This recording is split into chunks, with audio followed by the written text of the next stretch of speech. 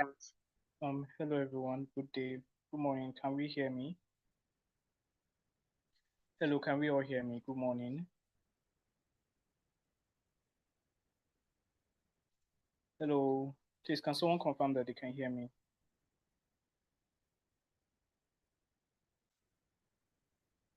Hello, can we all hear me?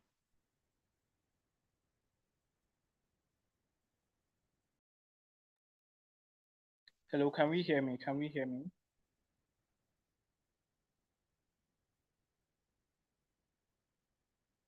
All right. Okay, thank you. Thank you very much. Good morning, everyone. Thank you so much for being here in class. Welcome to the JIIPCC Mentorship and Internship program. We are currently in week 5 of our mentorship program for the energy industry class. My name is Dennis Williams, and I'll be your moderator for today. Welcome, everyone. We expect to have a very, very interesting discussion in class today. Today, we'll be talking about enhancing energy contracts, right? And we already have a few of our mentors joining. Please, I would just like to kindly encourage the mentees to reach out to other the mentees on call to reach out to other mentees so that we can have a full session. So not to waste any time, our first mentor that we're expecting in class, okay, it's already here, is Mr. Ayobami. Right, thank you so much, sir, for joining. We're happy to have you in today's session. Because we have read your profile over and over again, I won't be reading profiles of mentors we've read, except for a new mentor, in the instance of a new mentor. So thank you so much, Mr. Ayobami, for joining in for today's class. We are happy to have you in today's session. Our second mentor in today's class that we're expecting in class is Mr. Okeogene Ubehe. Mr. Okeogene too has been a very consistent mentor in this program, and we've had the opportunity to listen to him over and over again over the course of last few weeks. And we also expect that we'll be hearing from his great deal of knowledge and expertise within the field. Thank you, Mr. Okeogene, for always choosing to be a mentor for us on the energy industry. Our third mentor for today is another very well vested mentor in this particular program. He has been in class for a few sessions already, and we have got the opportunity to listen to him share his insights and knowledge into our discussions, and we look forward to also hearing from him in today's class. That's in the person of Mr. Uboho Inyang. Thank you so much, sir, for joining. Thank you for joining in. Last but not least, we expect to have a new mentor in today's class, in the person of Egongo Obo. Miss Egongo has well over a decade experience as a legal practitioner, holds a Bachelor's of Law degree from the Benson Idahosa University, and was called to the Nigerian Bar in 2011 after being awarded a first-class honors degree by the Council of Legal Education, Nigerian Law School. Egongo holds a Masters of International Commercial Law degree distinction from the University of Sussex, United Kingdoms, and a Masters of Business Administration from Warwick Business School, University of Warwick, United Kingdoms. Egongon gained experience in dispute resolution, corporate and commercial law, mergers and acquisition, debt recovery, and energy law, while she served as an associate in the law firm of Paul Usoro and Co. and Alex legal practitioner.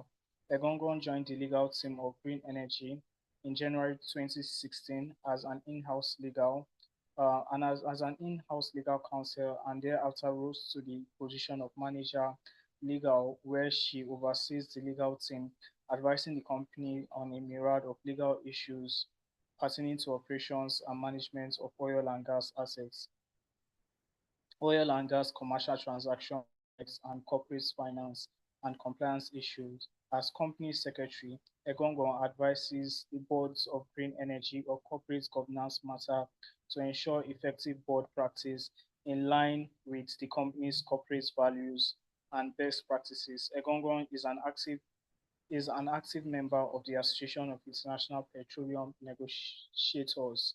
Thank you so much, Ma, for being here and volunteering to be a mentor in today's class. So we will not waste any time. We'll be getting straight into our discussion, or we'll be taking mentors presentation for 20 minutes each, and then we'll move over to the mentees presentation. Please, mentees, once you are called up for your presentation, let's try to make it as snappy as possible. Right, let's start our presentation and try to stick within the time frame that is allotted for presentation. That is 10 minutes. So over to our mentors. Firstly, would like to give the floor firstly to I think Mr. Uboho. Thank you so much, sir, for joining. We're happy to have you in class. Sir, we would like to hear from you on your discussion for today on enhancing energy contracts. You're welcome, sir. We would like to hear you in the next 20 minutes. Hey, good morning, everyone. I'm glad to be here. My background will be a bit noisy, but before then, give me a second to share my screen.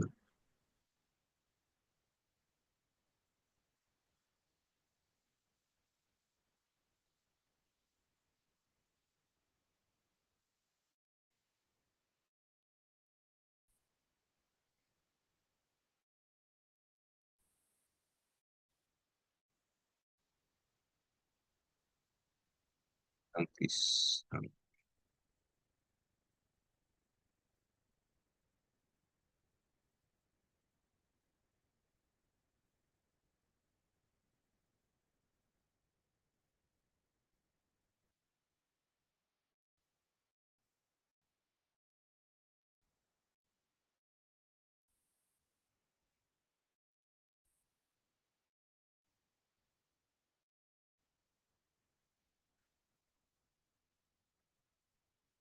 It's confirmed that you can see my screen. Hello? Hello? It's up, Hello? sir. It's Yes, I up. can see your screen.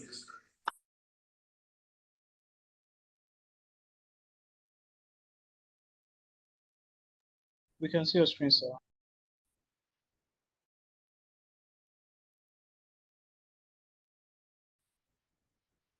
Okay, all right, thank you. Yeah, my video, but before we end, I'll do that. All right, so we are discussing enhancing energy contracts compliance, that is compliance and dispute resolution strategies. First, we want to identify the notable contracts in the energy sector.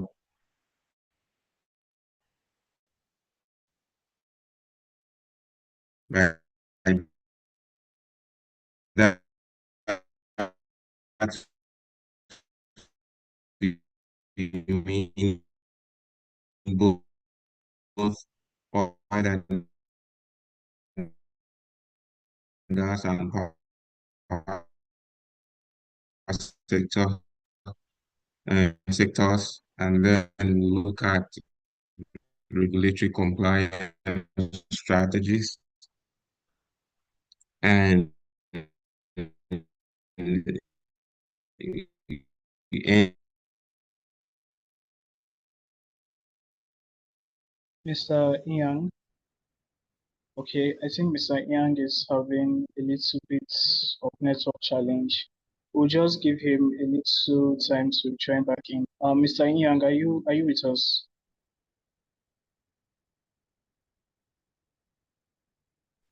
can you hear me? Please give me a second. Let me switch my network. I think I can Oh, rely on this. okay, sir.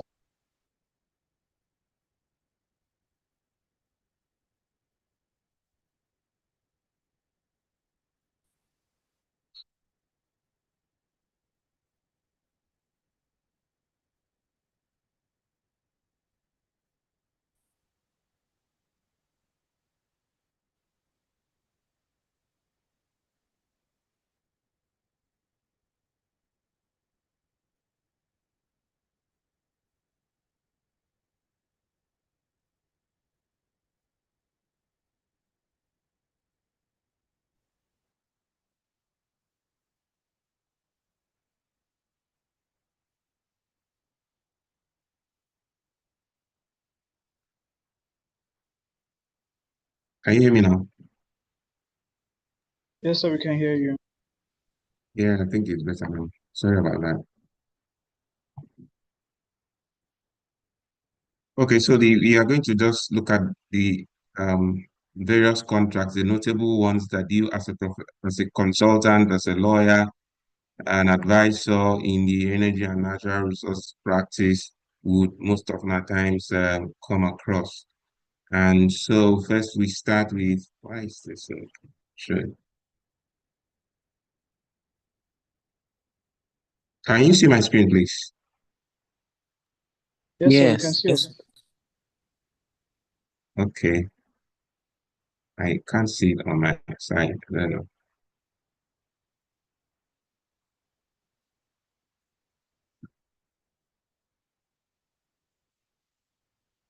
Right. Okay.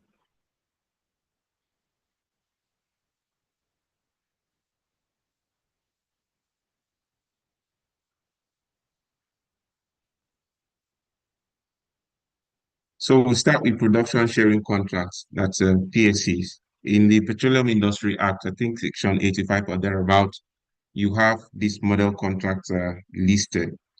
A production sharing contract, as the name suggests, it's an arrangement where a contractor is contracted to um, explore, carry out the exploration of oil and gas in a particular acreage that is subject of a lease or license. And in doing that, in return, what the parties would do, in this case, let's say the NNPC, as a representative of the federal government, brings in a PSC contractor. When the production starts, what happens is that parties will sit down and determine first things first, you deduct the cost oil, you deduct the tax oil, you deduct um, all expenses, like, and what is left will now be the profit oil. That profit oil, it's not money that is shared between the contractor and the government in this case. What is shared is the oil itself. So they do not sell, they share from source, the profit oil after all deductions. Then you have concession contracts. Concession contracts, in this case, you do not have a contractor, you have a concessionaire. The concession, so the difference between a PSC arrangement and a concession contract is that in a PSC arrangement, the PSC, that's the contractor in this case, the only is just to come, you are responsible, you undertake the risk, you undertake the costs until production. You do not have any form of in any way, even in concession contracts, you do not have ownership right because ownership vests with the government. But as a PSC, you are just a contractor, you are just a contractor in that sense of the word. You are there at the request of the holder of the license. So you are not holding the license or the lease. But the concession contractor, the license or the lease is held by the concessionaire, but obviously government is still maintains ownership rights. In the case of a concession contract, in a PSC, what is shared is the profit oil. In the case of a concession contract, you have exclusive exploration and control over the acreage that is subject to the license or the lease. And when that happens, your profits, you now pay back to government because you remember government is still maintaining ownership of that um, acreage. You pay back to government, through taxes and royalties. For profits sharing contracts, same thing as a PSC arrangement. But in this case, what is given to government is paid in cash. In PSC arrangement, what is given to government as its own share of the of the profit is oil. Then the government go sell the oil and get its money.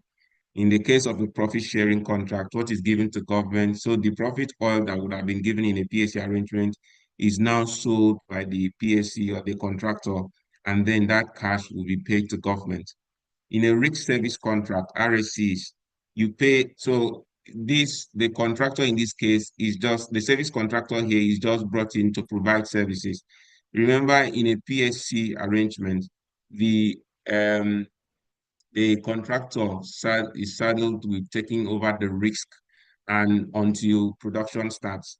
In a risk service contract, you are paid a predetermined fee, for your services rendered. There's no profit or sharing, unlike in a PSC.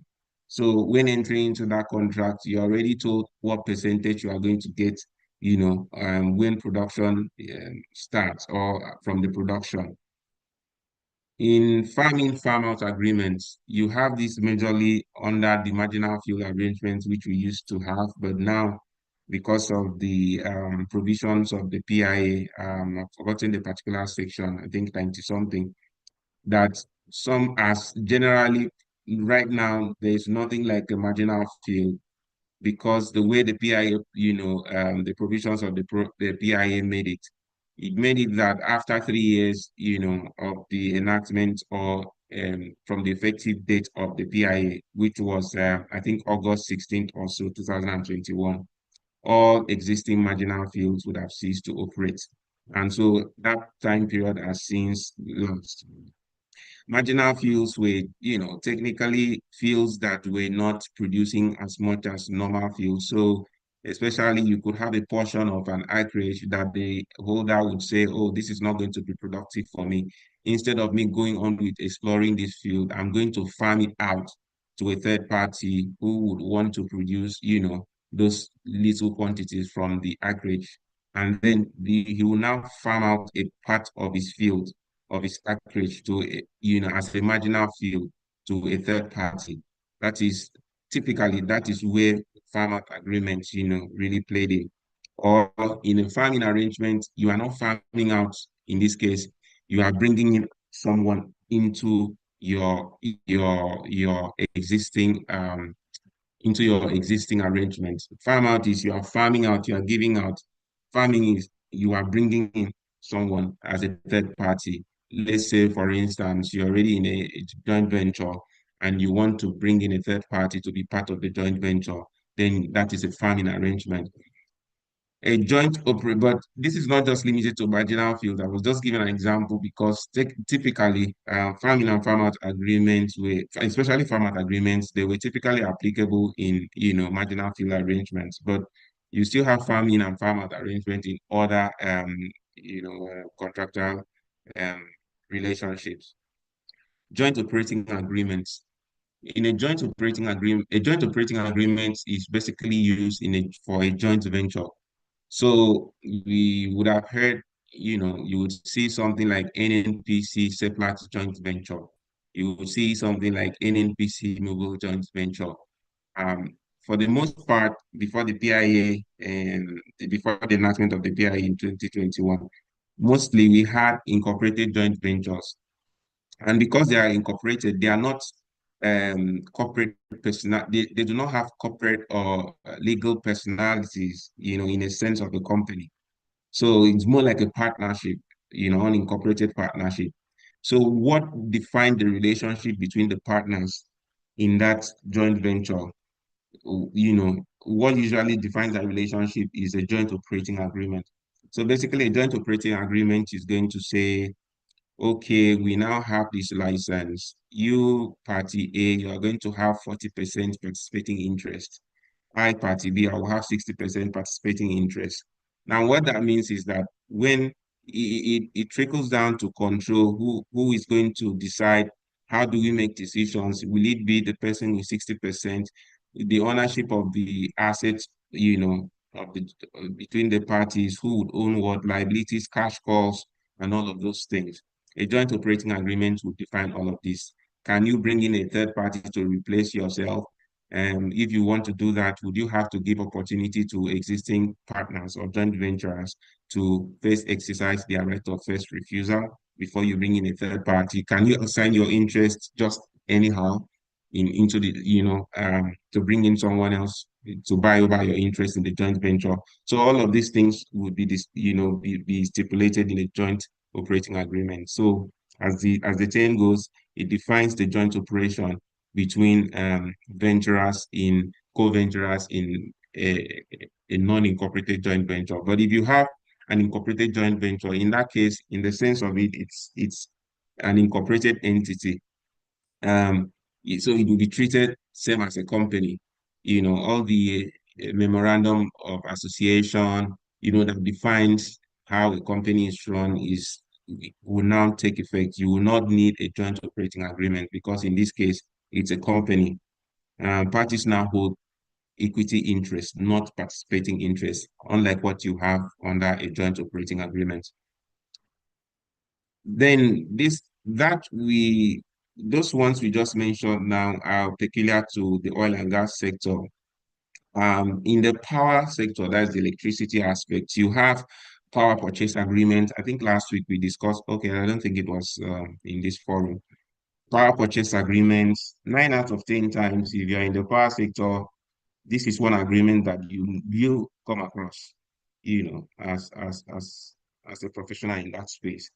A power purchase agreement is more or less a long-term agreement, typically between a producer of electricity and it could be a consumer, it could be a distributor who is to pass it to a consumer or a retailer. So a power purchase agreement just defines the relationship with regards to the purchase of power from a producer to a purchaser, who in this case, like we said, can be a disco or can be a final consumer. Just like it is typically just a sale or purchase it defines the relationship regarding the purchase of an electricity from the producer. Most often at times, of course, it's a long-term arrangement, so it locks in supply, locks in price, subject to price review clauses. Connection agreements. A connection agreements can come in different forms and shapes. Um, a connection agreement in the power sector could be something like a transmission use of system agreement or a distribution network use of system agreement. In that case, if you have an eligible customer who is buying electricity directly from a producer, a genco, rather than going through a disco. Normally as a consumer, you want to buy from a disco. The disco will buy from the genco. But in this case, you have special consumers or customers that because they consume, heavy power, they are granted the permission to be eligible customers by contracting directly with a genco. In that case, if the consumer wants to make use of the facility of a distribution company. Mind you, they are not buying from the distribution company, but they want to make use of the distribution network of that company in order to wheel power from the GenCo passing through the transition company to their facility. Then they will enter into a distribution network use of system agreement, wherein they will be paying some money, in return for their use of the distribution network. Same thing, if you are using the transmission network, then you enter into a transmission network use of system agreement with the transmission company to give you the right, to use the transmission network to wheel power directly from the generation company to your facility. Now, apart from that, there are other connection agreements in the oil and gas. You have tie-in agreements, pipeline tie-in agreements, wherein it gives you permission to tie in or connect to, a transportation pipeline, like the ELF pipeline, which is a major pipeline, here in Nigeria, runs across the Niger Delta and takes, I think, out into the north, if I'm not mistaken. You have the AKK pipeline and all of those major transportation pipelines. So in order to tie in to connect to these pipelines, you need these connection agreements, with the operator. In this case, that's the NGIC, which is an arm of the NNPC. Um, so there are different shapes and forms of connection agreements, but I just gave you a few instances. Then gas sale and purchase agreements. So let's say you are in the power sector, you are a generation company, your generator or is powered by gas. In that case, you are involved in what's the word? um, for gas power generators. I'm just what's the word for gas power generation? Anyway, I'll remember that. Now, so you as the generator, you need gas from the upstream supplier or from the gas producer, right? You would enter into a gas sale and purchase agreement for the purchase of gas, to fire your plant. That relationship would be defined using the gas sale and purchase agreement. Or you not just in the power sector, you can buy gas for any other, to as feedstock for any other industry. But I was just giving an instance of the power sector. Obviously, you can buy gas for domestic use. You can buy gas for manufacturing, and all sorts of industrial activities. Um, Service agreements. Having discussed these fundamental, major agreements, you agree with me that there are other third-party services, other services that you need. Let's say you are an oil and gas producer upstream. Remember, the workers working on the field, they would have to eat, right? There would be food vendor that you need to contract to be supplying them with food, right? That would be defined through a service agreement. You remember, you need some equipment, repairs and all of those things, maintenance, and that will be defined through all of these third-party service agreements. So service agreements include any and every agreement you enter into with a service provider, as part of your operations. And construction contracts. So basically, when you are constructing a facility, let's say you are constructing a generating facility, right, like a GENCO, let's say 100 megawatts capacity. That construction will be defined through a contract, and there are different types and forms. But the typical ones we see, you would see mostly the EPC contract or the turnkey. In that sense, the contractor, handles procurement up to construction, and after that, he turns the key over to the project sponsor or the owner of the facility.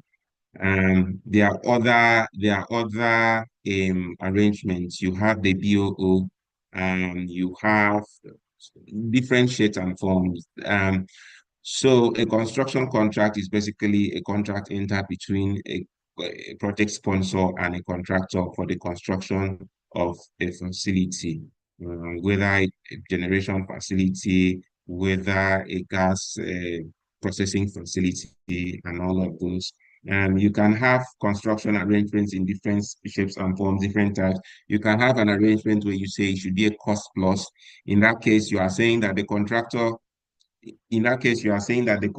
can pay, like the contractor, in addition to the cost that the contractor will be spending, right? The contractor will also be paid a specific amount of money, in addition to the cost incurred by the contractor. Let's say the cost would be 1 million, and you have already entered into a predetermined, you now have a percentage to say if you are spending, in addition to your 1 million, I'm going to pay 100,000. So that is a cost plus arrangement. Oh, sorry, means build, own, and operate. Build, own, and operate. So in that case, this is not just a construction. You are giving that party the opportunity to build, and own and operate that facility for a period of time. Then thereafter, obviously, to revert back to the project sponsor. You have such arrangements as well. I don't know if you have further questions, but if that's the only question, we can proceed. Yeah, having said that, I picked three contracts out of this for us to just look at their clauses, general clauses, just to give you an idea of what they entail, in addition to what you have already said. So let's start with a gas sale and purchase agreement. What are the typical clauses in a GSPA? Obviously, like a standard contract, you have your parties and the scope.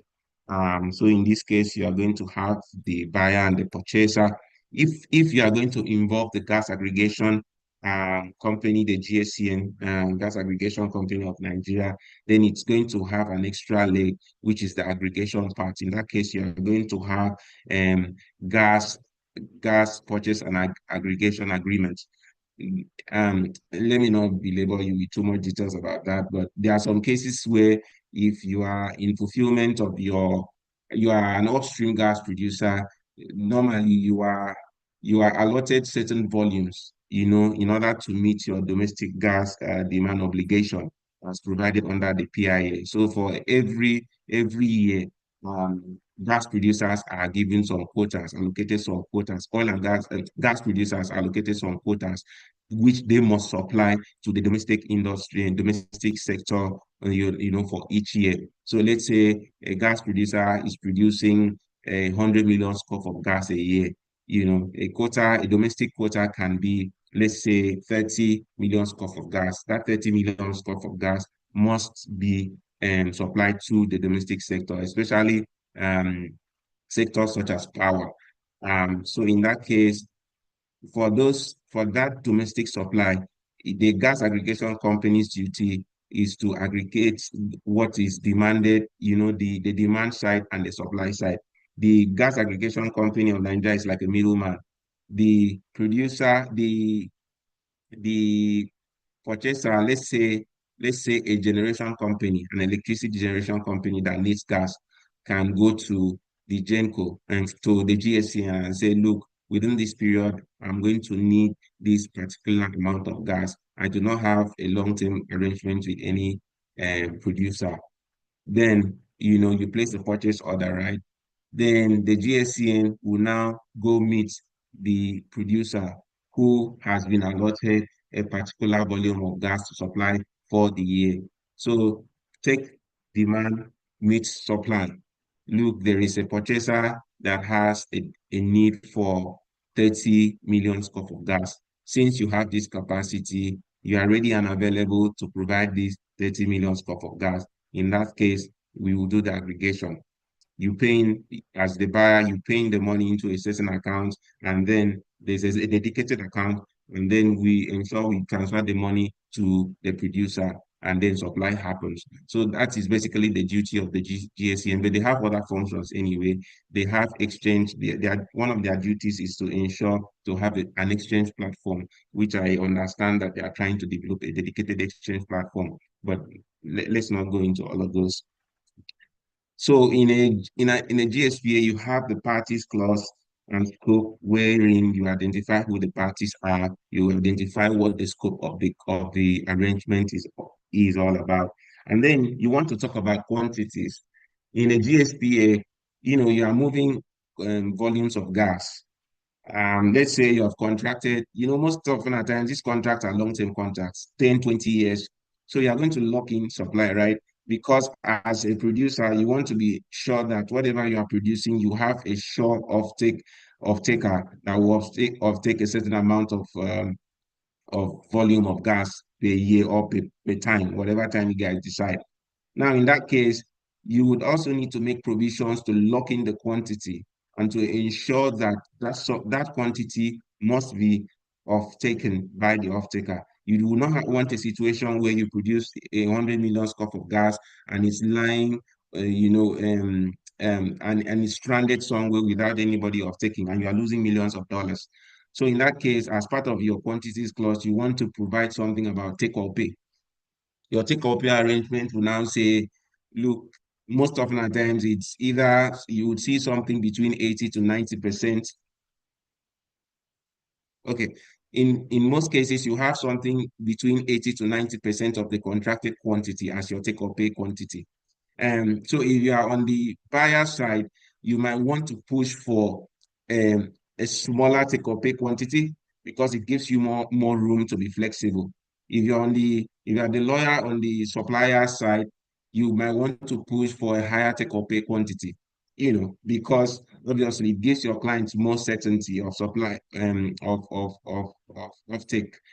Um, so between 90 and 80% of the contracted quantity would be take or pay. Take or pay means that, wait, at every period, I, as a producer, though we contracted 100 million scoop of gas to be taken every period, however, the quantity that you must buy, if you, whether you like it or you leave it, you pay. Whether you take it or you leave it, you pay, is 90 million scoop of gas. So while we have contracted 100 million scoop of gas, 90 million scoop of gas, whether or not you take it, you must pay for it. That is a take or pay arrangement. Um, then you also have, there are other provisions about quantities, because all of these things, you remember, contracts, I think we've discussed before, is part of your duty as a lawyer who is advising a client. You have to ensure risk identification and risk mitigation. Contracting is about, pushing the buttons, sharing risks to the party that has the muscle to bear, and obviously trying to avoid the risks if you are the party that would stand a higher chance of losing if the risk, is not mitigated. Now, you want to have other provisions like your makeup gas provision. Makeup gas basically is a situation where, as a buyer, you have you have paid for the quantity. Remember, you contracted for a quantity, so you have made payments. But at the point you made the payments, maybe you paid for, let's say, 90 million scoop of gas, right, over the period. But there's always a period for reconciliation. You could do quarterly reconciliation, you could do yearly reconciliation. I've seen monthly reconciliation. So at every time we reconcile, if the quantity that I paid for 90 million scoop of gas, but what I took as a buyer is about 80 million scoop of gas, which means I still have 10 million scoop of gas that I paid for that I did not take. In that case, the makeup provisions in that case, the makeup provisions will now create room for you as a buyer to nominate that extra quantity the next reconciliation period. So the next month you can say, all right, I did not take what I paid for the other time. Give me additional gas to make up for what I paid. So that is generally the purpose of a makeup gas provision. You also have something like shortfall. Shortfall in this case, remember, even as a buyer, you have to look out for yourself, just as the seller is looking out for itself. So I know you ask a question, what if the supplier does not supply the amount of gas as well? Remember, your own side, you are done take or pay. So the supplier is protected. But what if I contracted 100 million scoop of gas a year, and after reconciliation, I realized that what I was given was 80 million scoop of gas? It means there's a shortfall. So in that case, the shortfall provision, can either say, look, you have, it now gives you as a buyer the opportunity to, to claim what was not supplied to you over the period. So there was a shortfall. Is either they supply. In some cases, you see cases where they will say, instead of us supplying, why not give us the opportunity to pay you instead? The cash equivalent of the shortfall. So a shortfall provision will make provision, or make room for such situations. In addition to a shortfall, there is what is called carry forward provision. So if for instance, so you remember that there's a take or pay obligation. If I, as the buyer, over the period, I actually nominated even more than my take or pay quantity, which means I have I have nominated more than what I was mandated or obligated to nominate. Aside from the contracted quantity. Let's say my take or pay is 90, and I realized that I nominated 100. So I can say, give me room to take that extra, which I nominated in addition to that take or pay, because the carry forward provision can be qualified based on take or pay, or sometimes it can be qualified based on the annual contracted quantity. But let me not belabor you with all these technicalities, but let's use a take or pay quantity as a threshold. So if I've nominated more than 90, that's 10. I can say, give me the opportunity to carry it forward to the next year into my take or pay quantity for the next year. So you remember that the normal take or pay should be 90. But remember that I have took more than 90 the previous year. So I have an excess of 10. I will now say, take my 10 that I did in excess for this period and calculate it as part of my take or pay quantity for the next year. What that means is that for the next year, my take or pay obligation will reduce from 90 to 80 because I have carried forward the extra 10 to offset part of my take or pay quantity for the next reconciliation period. I mean, I know this can be a bit confusing, but let's not worry about that. In addition to, this you have to determine what will be your daily contracted quantity, because generally there is the contracted quantity, the annual contracted quantity, what we call the ACQ. If that is 100 million score, you have to break that down into the number of days, right? Let's say you have 365 days, anyhow you guys want to define it in the contract. You divide the 100 million score by, you can divide that into 12 months. That each quantity for the each of the 12 months will be called your monthly contracted quantity. You might want to call that an MCQ. Then you further break that monthly into the number of days in a month. Let's say 30 days in a month. Each of the quantities for each of the days will be called the daily contracted quantity, what you call the DCQ. So these are the things that will be provided for, as part of your gas sale and purchase agreements. You have your gas pricing mechanism or provisions. What will be the price? In addition to that, let's talk of review, pricing review. You in your gas sale and purchase agreements, you want to determine who would call for review, how will the call be, who has the power to determine when a review would happen. In most times, the buyer would always want to exert so much influence in that provision by saying, look, I should be the one to have the power to determine when we review the price, right? Because at the end of the day, it affects me. You, the buyer, the supplier, sorry, so you, the buyer, you're just at the receiving end, but you are not really at the receiving end as much as I am. So you might want to say, but if you're on the buyer side, you want to push the button to ensure that to a large extent you make the review clause reciprocal, at least the not not yeah, make the review clause all encompassing. Both parties should be able to at least determine when the review should happen. It should not just be a one-sided affair. Then you want to decide what would be the triggering effect or factors, things like foreign exchange, um, um, changes, things like inflation. So you are going to say if inflation moves from 10% to 20%, then there'll be a call. That will be a reason for a call for price review. If there is forex, inconsistency, where naira trades now is 1,500, naira trades to dollar, let's say 2,000, we are going to call for a price review. Remember, the oil and gas industry is a dollarizing industry, so you want to determine what and what would trigger a price review. Having said that, you want to also have conversations around duration, that your duration clause, as a clause, most of the times, like I said, be a long-term arrangement. You see something in the regions of in the regions of 10, 20 years. Then you want to also talk about things around dispute resolution, which is what we are discussing today. But to a large extent, because of the commercial sensibilities, arbitration, I've seen most often at times, arbitration seem to be more patronized. Okay, you have dispute resolution clauses, you have passage of risks and title. At what point will the risks pass? At what point will the title of the gas pass? In most cases, um, you want to have the risks and title pass at the delivery point where the gas moves from the supplier's facility to the buyer's facility. You have conversations around force majeure, occasions where it's impossible for a party to perform its obligation. How long can that force majeure last? What's the event of force majeure would entail? You have to be very detailed on these events, because failure to capture existing events will mean that you cannot rely on that as an event of force majeure if anything happens. Like when we had during the COVID-19, some people did not capture pandemic. It wasn't really something people thought about.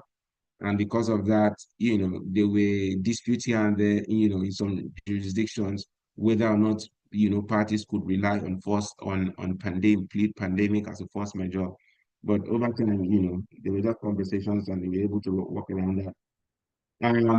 I've talked about dispute resolution, termination. I've talked about governing clause. To a large extent, if you are dealing with a foreign party, you both parties have to agree. But if two Nigerians are dealing, it will be nice if you guys go for Nigerian law.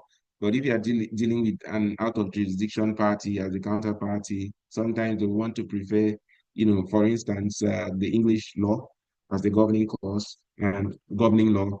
I've talked of termination, I've talked of notices and all of those. So I just try to give in general uh, a general perspective of the notable clauses you will find in the GSPA.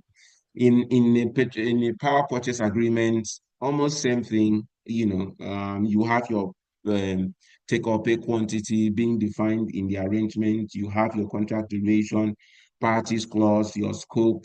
You are going to have, I mean, even in your GSPA and your PPA, you are going to have discussions about performance guarantee. You want to tell yourself as the buyer or as a supplier, what are the chances that this man will pay me my money? The buyer will pay me my money. What if I supply and he fails to pay me my money, and I send an invoice and he fails to pay?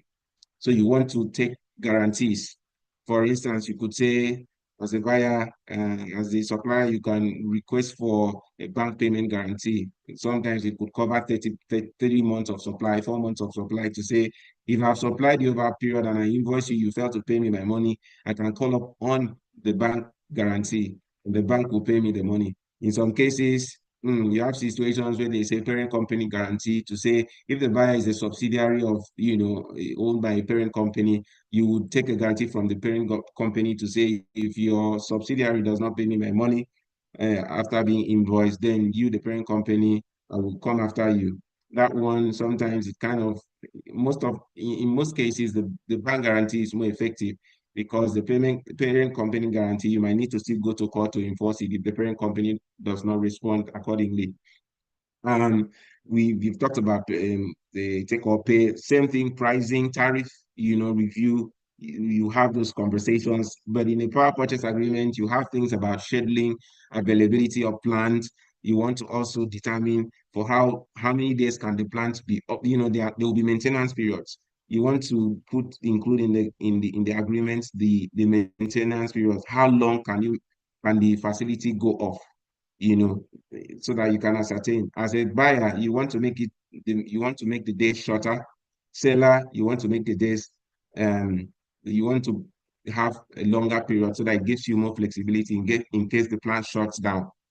But um, yeah, risk allocation, you've already discussed things about risks in terms of if this if this party defaults, how do you ensure that you are protected? On the buyer side, guarantees, seller side, you can as well go for liquidate. Sorry, on the seller side, you are guaranteed. On the buyer side, you might want to include liquidated damages provisions. Um, so if I pay you and you fail to supply me and all of those. Having said that, same thing, dispute resolution, and all of those provisions, things about commissioning and testing, this can also apply to a GSPA arrangement. Okay, I thought I'll be able to take another example, like a joint operating agreement, some of those clauses, operating committee clauses, decision-making clauses,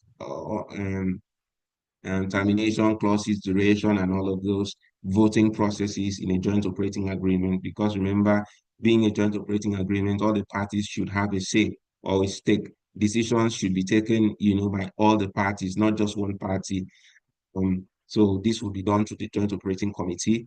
You want to ask yourself what would constitute the membership of the joint operating committee. In a joint operating agreement, you have an operator who is in charge of the day-to-day operations of the um, of the um, of the venture. Then you have the non-operators. All of these, can the operator just act without seeking the contribution of the non-operators? Are there situations where some of the parties can decide to say no, if all parties do not agree to a particular a campaign, a particular activity, can some parties break out and conduct their own activity? In a joint operating agreement, let's say there are three parties. In most cases, any activity that is to be conducted under that joint venture has to be agreed by all parties. But there are some situations where, after voting, that particular proposal is rejected by two out of the three parties. So which means one party wants to still push on with that activity. In that case, they will go under what is called, that one party will proceed under what is called a sole risk arrangement to say, I'm going to solely undertake this activity, not under this joint venture, since the other parties will not agree. On the other hand, you have a situation where the other parties and the two parties agree. One party says, no, I'm not going to agree to this. In that case, these other two parties can still push to carry out that operation. What's the word for that? Not joint operations, not so risk. There are two provisions. When I remember it well, I will say it. So this these are some of the things that you would see in a joint operating agreement. For the lack of time, um, regulatory compliance strategies. Regulatory compliance is the process of complying with applicable laws, regulations, policies, procedures, standards, and other rules issued by governments and regulatory bodies. Um, so basically, compliance is an everyday affair for any company, for any entity, even as an individual. You don't want to be caught, being against the law. What are the notable laws to be complied with in the energy sector? You have the Nigerian Constitution being the ground norm. You have the Petroleum Industry Act, which is the primary law that regulates the oil and gas industry. You have the Electricity Act 2023, primary regulate law that regulates the electricity sector.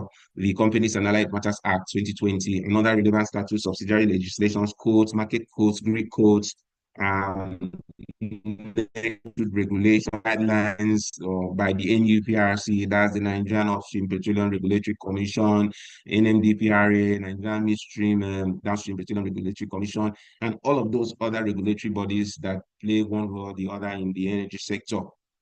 So what are these strategies for you as an operator within the sector? How do you ensure that you comply, with these relevant laws? First, you understand the regulatory landscape. You cannot comply with what you don't know, right? You first have to understand. You first have to know. So if you are a legal officer or an attorney, with one of the operators, your duty would be to inform the company, identify these regulatory provisions or yeah, and regimes that apply to your industry or to your company. Obviously, you've just mentioned the Constitution, the PIA. You have to familiarize yourself with the relevant codes, the relevant regulations, so that you're not taken unawares. Because, as we say in law, ignorance is not an excuse. Determine your goals. Now you know how your regulatory landscape is. Determine your goals, the next thing. Obviously, you don't want to be reactive or reactive in your compliance strategy. You want to be proactive. So your goal should be ensuring that you are not caught unawares. Your goal should be ensuring that you are proactive in complying with the relevant laws. Then when this is done, you train your employees. Employees are the ones that will carry out, these set goals, right? This objective, because your overall objective is to ensure that you are proactive and you're never caught on the wrong side of the law. You train constant training and retraining of employees, send them out for external training, organizing training in-house, implement robust compliance policies and share compliance responsibility across teams. So it's not just a one-man task. Compliance is actually for one person and for everybody. So the compliance policies that should be robust enough to cover everything. In some companies, not just it's you see compliance provisions touching on gifting. So, for instance, if um, collection of gifts as an employee, you are even told whether you can collect gifts from customers of the company or from clients of a certain company. To what extent? How can you, if a client of your firm, gives you, let's say, a Christmas hamper, are you allowed to collect such gifts? Will it make you vulnerable to being corrupted or you know carrying out any action that will be against the law, because sometimes they can come as gifts, but indirectly they're using that to buy your conscience. If you're working in a regulatory agency, an operator who comes to gift you an item, are you permitted to receive such gifts? In what situations can you receive such gifts? Should you disclose and all of those things? So the compliance policy should be very robust to cover for each and every area that you think, compliance is needed. Develop a monitoring framework, not just setting up a compliance policy, not just spreading it across the team. They should be monitoring, because without monitoring, things can fall to the crack. So, to the cracks. So, constant monitoring, then risk assessment and mitigation. This through due diligence. So, as part of your monitoring, you conduct regular due diligence. Regular due diligence in this case, each and every department, every area, regulatory compliance, technical compliance, and all of those areas that you need to ensure that the processes are still complied with, adapt to regulations. So, for instance, when the Petroleum Industry Act was enacted in 2021, some companies, working as a lawyer, advising some of the entities, you realize that some companies were more proactive in the way they approach things. You could see that even before the law itself was enacted, they were already sending out instructions to us, as well, for instance, to advise them on the likely impact of the changes or innovations that be brought about by the proposed law. So they did not wait for the changes to meet them. Actually, rather, they anticipated these changes and made plans ahead of time. Part of being proactive. Compliance needs a whole lot of proactiveness. So when you are proactive, you are able to adapt. The law says, oh, before now you did not need this license. But once the law is enacted in 6 months' time, you need this license. You, as the one advising the company or the legal advisor, your duty in that case is to just know that this change is about to happen. Make inquiries, make findings, know how it's going to affect you. So by the time it happens, you've already made arrangements for those new or for those innovations. You are able to adapt, not to be stuck to the old ways, some level of flexibility and being prepared for the changes that might come. Adopt new technology, part of compliance, bringing in introducing technological innovations. For instance, in tracking your compliance, rather than going through the manual way, you can, impute this even in an Excel sheet. I believe there are some compliance grids um, um, automatically that can automatically detect where there is a default. So incorporate technology. This will help you a long way to track compliance. Prepare for audits. Prepare for audit. Sometimes the regulatory agencies might come, to audit, to see the books, um to audit the books of an operator of the company. I believe once you have done all the other steps you have detailed, definitely you're already prepared for this audit. But always have it at the back of your mind that they can come at any time. Sometimes the regulatory bodies, they come unannounced. We have situations where you just did not expect, before you know it, they just come unannounced. So you must always be prepared for these audits. I believe doing all of these other things, one would not be found wanting. So having said that, just to, wrap this up, notable dispute resolution strategies, expert determination, negotiation, mediation, arbitration, litigation. Expert determination, in this case, you have an expert, who determines a dispute between the parties. Mostly expert determination comes in when the dispute has to do with technical issues. Let's say in a gas supply and purchase agreement, things about metering. If there's a dispute between the parties, you might want to go before an expert to determine. Negotiation, obviously, just a discussion, between the parties. Um, Mediation, you have a third party, but it's more like non-binding. So the third party is more like a facilitator. Arbitration, quasi-judicial, not judicial, but has some formalities of a judicial process. You have an arbitrator, sometimes more than one arbitrator. Litigation, full. where you appear before the courts, you submit your dispute before the courts. Now, just some of these differences. You've already said expert determination, independent technical expert is involved, binding decision made on technical rather than legal issues. It's generally cheaper and time-saving, less procedural than litigation and arbitration. Experts can make investigations and independent decisions, and it's confidential and private. Negotiation, often the first step toward dispute resolution, allows parties to communicate amongst themselves, most informal and time-saving. Success depends on the parties' willingness to listen and compromise. Each party may be represented by a counsel, so even in a negotiation, you can have a counsel.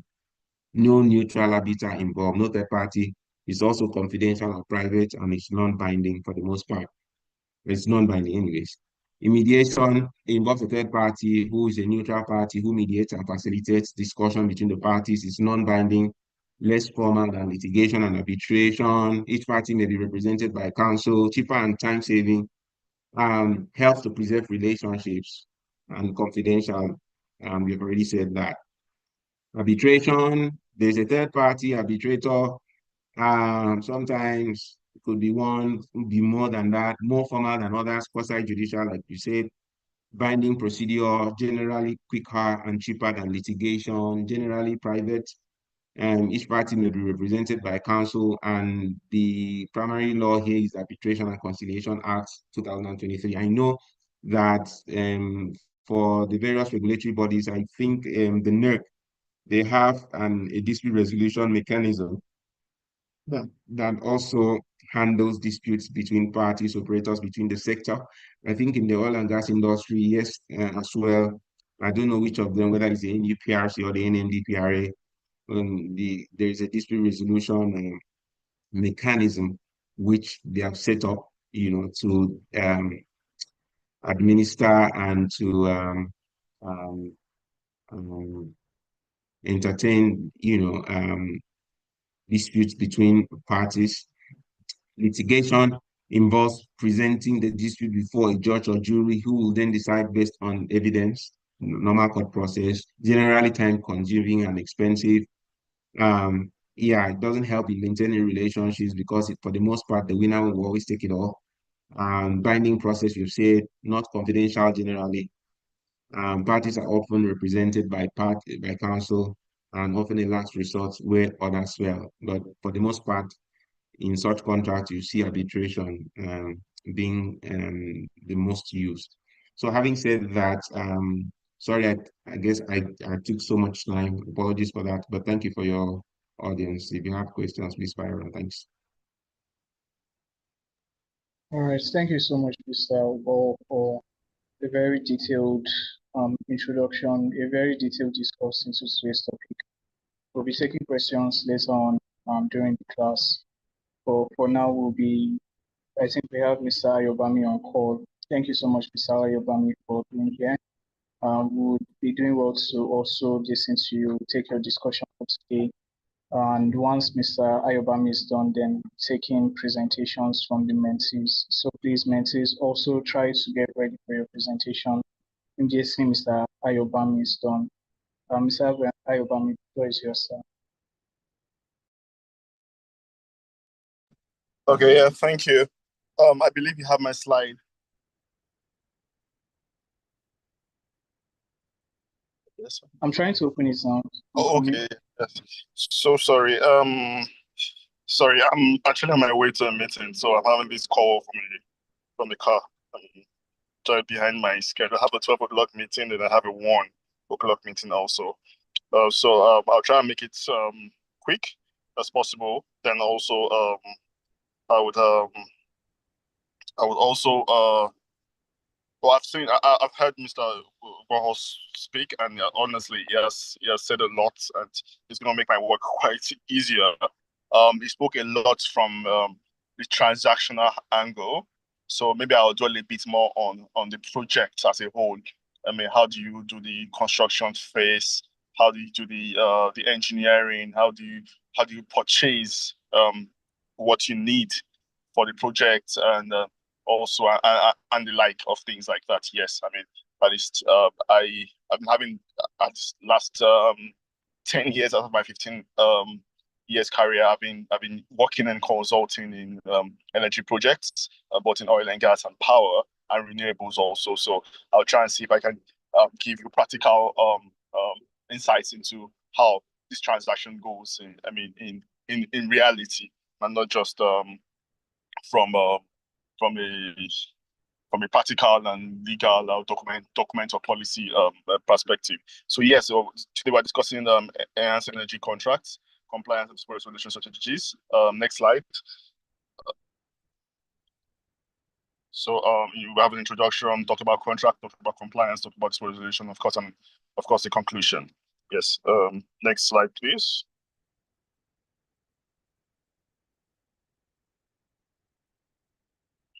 Yes. So energy projects basically they are driven by contracts, of course, for building, purchase, services, sales, consumption. Yes, then regulatory compliance it has to do with the laws and regulations and policies that govern a particular transaction. And of course, usually you need usually approvals, licenses, and permits usually. Via the compliance, regulatory compliance, and of course, resolution mechanisms in just in case there's a dispute in which sometimes it happens, but sometimes you just discuss it and it's out of the way. But sometimes you have to actually go through a mechanism, whether the mainstream dispute resolution litigation, or talking about the alternative dispute resolutions, mediation, arbitration, and conciliation and the like. Yes. So yes, and there are various internationally recognized contract templates, by the way, in energy industry, especially in the oil and gas. You hear a lot about FIDIC and Logic. Logic is in my stay working in law firms and companies in the UK, they tend to want to use Logic, but the rest of the world tend to want to use FIDIC. So these templates are things that you should lay your hands on, look at them, study them, and of course makes you a better lawyer and makes you more qualified to work in energy space, because you know how these clauses sound, you know how to feel. They have notes that you can read to help you understand those clauses and the like. So, and because usually used for offshore energy, that's to do most likely with vessels or sometimes rigs, dredgers, barges, and coal. So it's more tilted towards maritime part of offshore energy work, basically. Yes. So yeah, and of course there are various also agencies that are saddled with the responsibility of governance and and in this energy space, we are talking about the NER PLC, that's the upstream, the downstream and midstream, the Electricity Regulatory Commission, NNPC Limited now, which is limited by of the PIA, National Council of Climate Change, Energy Commission of Nigeria, TCN, the Transitional Commission of Nigeria. So these are bodies of government saddled with responsibility for energy, basically. Next slide, please.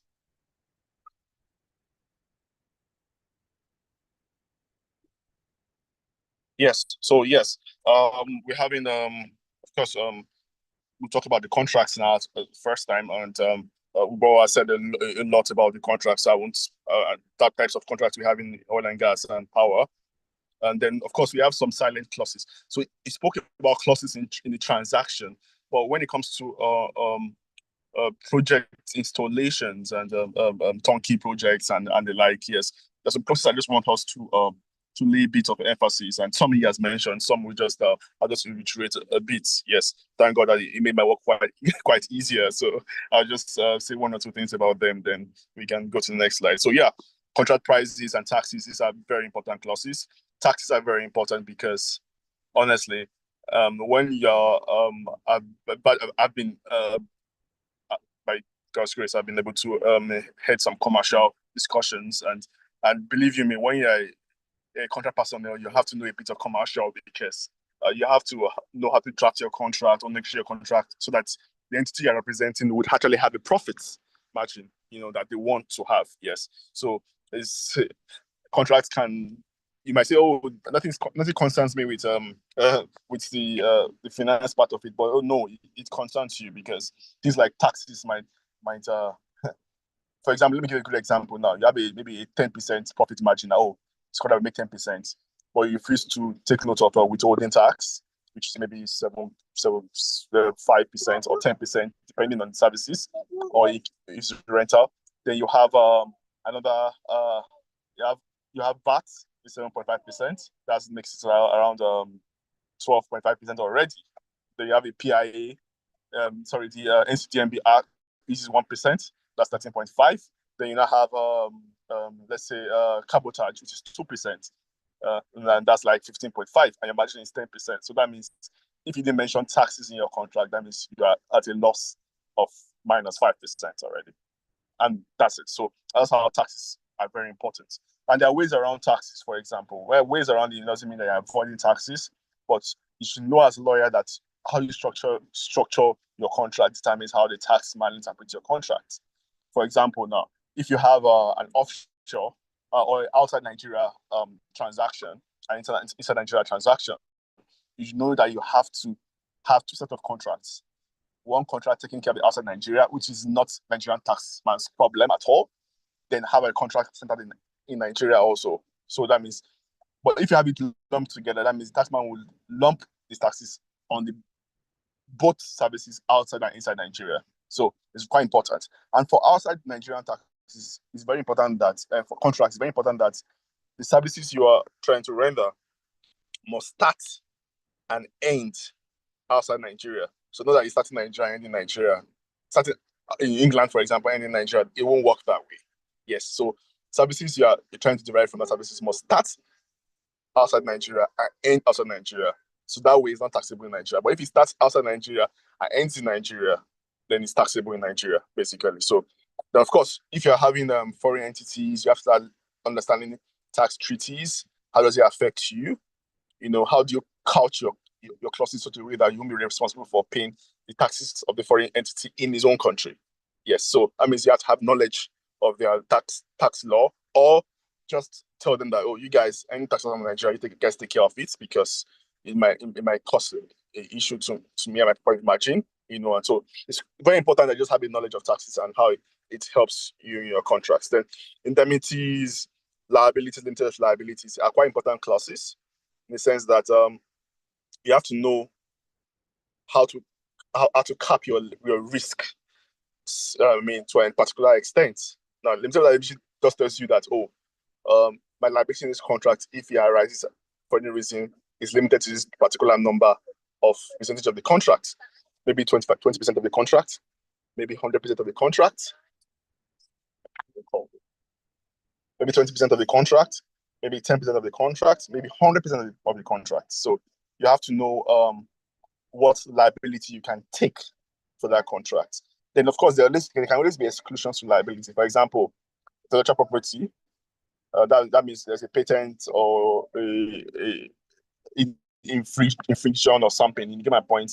So all those things, you might not be able to cap the liability because the amount might be so huge, you know. So it's important that you have some exclusions like applicable law. That means if someone is in breach of ABC laws, for example, anti-bribery laws, you know, all those things they can go beyond the price of the contract. So there must be some exclusions to liability. Indemnities, there are various types. You have a knock-for-knock indemnity.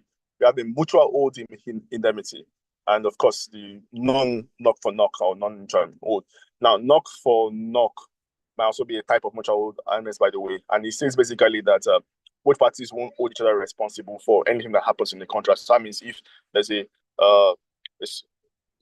damage to my facility when you're working on it, or there's a death or injury of a personnel, or an equipment is lost in a hole or something, that both parties won't hold each other liable. That's usually knock for knock. And also, another type of knock for knock might also mean that, we won't hold each other liable, but we also hold each other when there's a gross negligence or a willful misconduct by one party. So, most important thing about knock for knock is that both parties are having the same type of liabilities or indemnity provisions for each other. That's why it makes it knock for knock. Meaning it's the same that I'm bearing, the same thing you're bearing also. But mutual oath harmless will tell you that, no matter anything that happens, we won't hold each other responsible at all.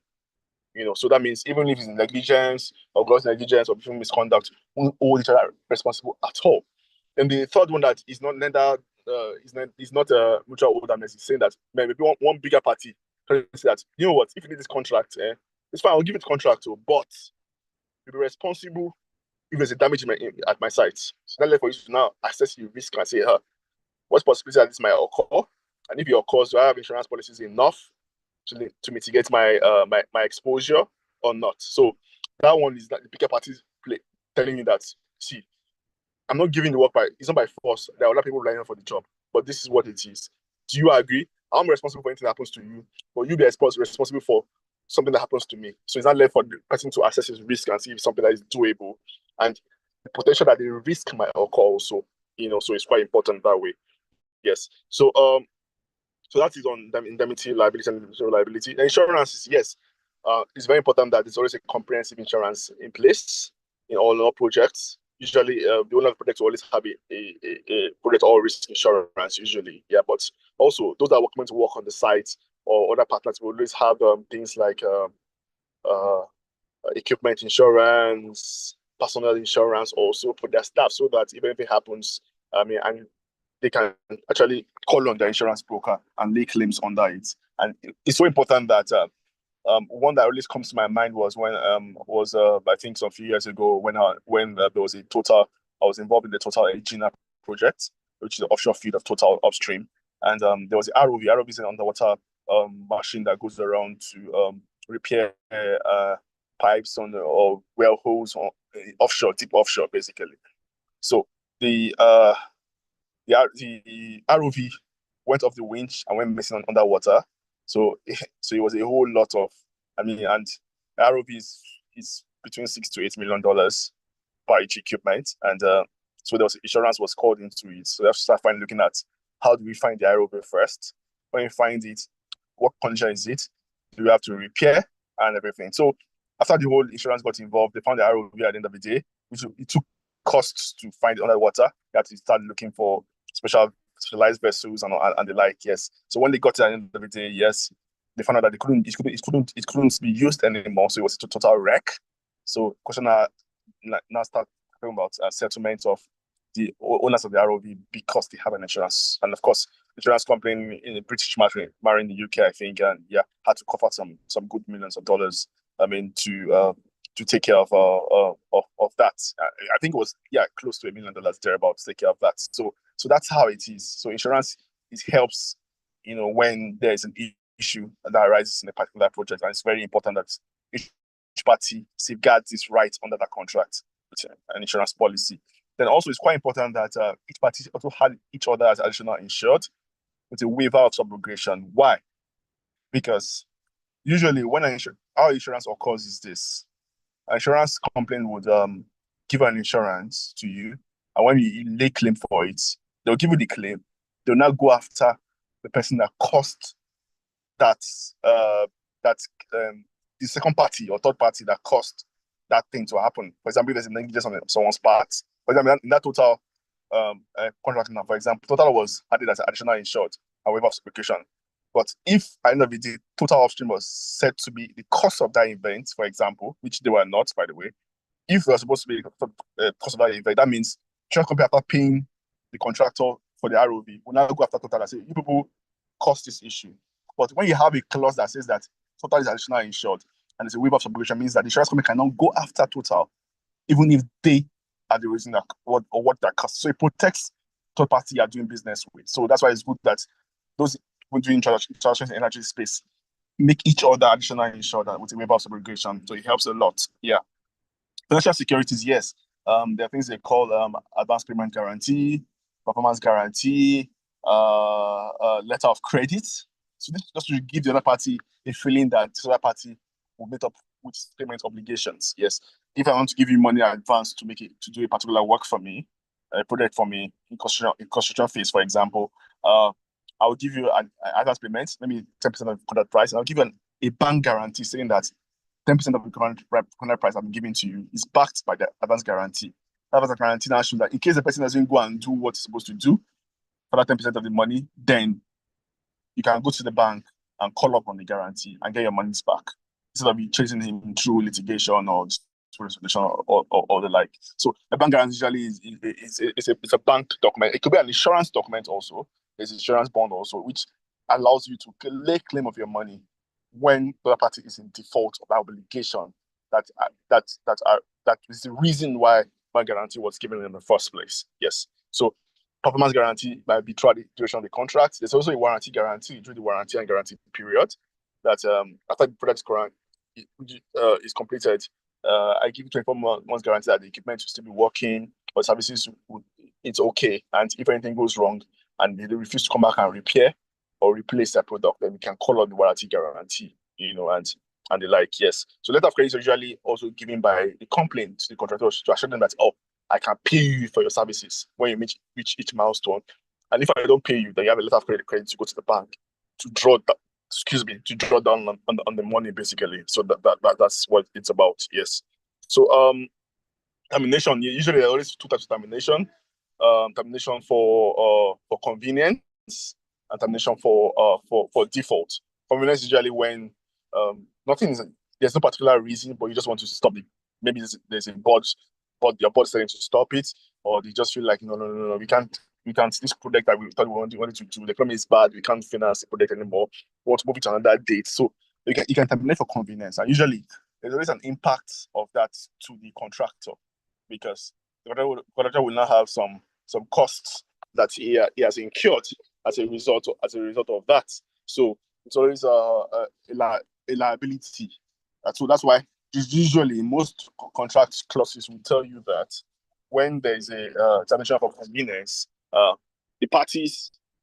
other party, is responsible for the other party's company responsible for the other party's cost of everything he has done so far, and all the materials, or sometimes some clauses are always counted like any auditable, reasonable, direct cost incurred. So that means any cost incurred because of that project has been cancelled. Maybe he's cancelling some orders from some subcontractors, has made some payments already, or he has cancellation fees, everything. Party, the cancelling have to keep. Usually we'll have to agree to pay those monies. Or sometimes we have cancellation clauses states that if you cancel 10 weeks after, this is the price you pay. Cancel 50 weeks after, this price you pay. So if there is, then that one also helps. But for default, usually, it's one party is in default, maybe the contractor is in default, for example, usually, and the complaint is now saying that I'm passing because you're in default, and most likely I want to either bring a third party to finish up that particular contract because of the default. Yes, that way it works that when there's a default, yes, the third party would come in, finish it, and any additional cost incurred, take it back to the contractor and say, yo, it's because of your default that this happened, but hey, it has to be very reasonable. Yes. So while you're paying the contractor for what he has done before that default, any other cost you incur as a result of that default, you take it back to the contractor. That's how usually the clause is couched. But guess what? Like I said, all is negotiation in contract. So depending on how the contract is negotiated, but usually the defaulting person always takes responsibility for that default, usually in these types of contracts. Yes. The warranty guarantee, which I spoke in the bit, is at federal liability, is that it's always a obligation for the contractor or the person providing services to go back and repair or replace a product or reperform a services rendered to the other party in the energy contract, basically. Yeah. So a warranty is usually more for products. Guarantee is usually more for services, and also guarantee can be used for products also. Yes. So it says that this I warrant that I'll do the services in the best industry standard. The product is good, free from any encumbrances and the like. Yes. So we actually give a period for it. Oh, anything happens within the next 24 months or 36 months, anything happens, you call back the contractor to either reperform or replace the service or the products, basically. The governing land is regulation. I won't talk too much about it because we have a whole slide on that. So we can move on to the next slide, please. So yes, on compliance, there's a PIA. Yeah, the PIA, which I said quite a number of things about, so I won't say too long. But like I said, there was NPC Limited brought out of it, the NUPLC, and the midstream and downstream regulatory agency was also brought out of it. It introduced new licensing regimes, the OPL, OML was PPL now, and that's petroleum prospecting license and petroleum mining license came out of the whole. So the change of terminologies came out also from there. Then realities also. There's also a new tax regime, by the way. Company income taxes replaced by petroleum profit taxes, and of course hydrocarbon taxes, and which is of the new tax regime. Of course, those community development fund is quite interesting, and that also community development fund is quite interesting because it has a clause that says that if the host community now goes after there's a trustee and they're taking care of the host community as the PIA is advising you to do, when there's now still a destruction or maybe destructing the company's pipeline and everything, that funds should be taken from that host community development fund to repair it. So that means money that's supposed to have set aside to help the community will be taken back to repair whatever the community had destroyed. So that's quite an interesting provision to be added in the PIA. Of course, the penalties for gas flares and of course production insensitive. We have electricity 2023, which demystified the electricity under the took it off the exclusive list, and now it's more of a concurrent in which the state government and the federal government can legislate together at the same time. So now states can produce, transmit, and distribute power and the like, and give private investors also to operate mini grids and power plants within those states. Yes. Also, trying to encourage renewable energy. TCN also from there will try to see if they can issue licenses to other operators to join them in transmission, because right now we already have the TCN still holding a traditional leg, which has been said to be an issue in the industry because the chemicals are saying that they can produce more power and the TCN can receive or accept. So that's quite that's making it quite an issue, yes, at the moment. So of course now anybody can also operate a generating plant, or if as long as it doesn't exceed one megawatts without a license. So that means you can have a mini power grid and you don't need a license from any agency if it's less than one megawatts, basically. Yes. So that means you can operate, give your neighbors, give your streets, and you don't have to get a license. So that's good. Then of course we have the energy transition plan, which I think we have spoken about it in a couple of weeks, in last couple of weeks, yes, and trying to see how Nigeria can move from the fossil fuel into the renewable energy space and the like. Yes. So next slide, please.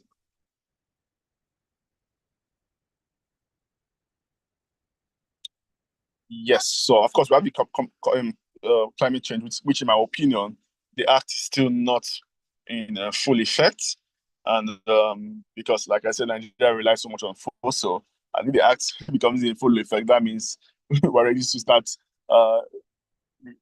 losing our foreign earnings for that we make from our oil and gas and fossil industry, basically. So, but the whole act is to help and promote some pertinent provisions, which like introducing the carbon tax and emission trading, and also establishment of a climate change fund, because Nigeria needs roughly about $400 million every year to meet its 2060 goal.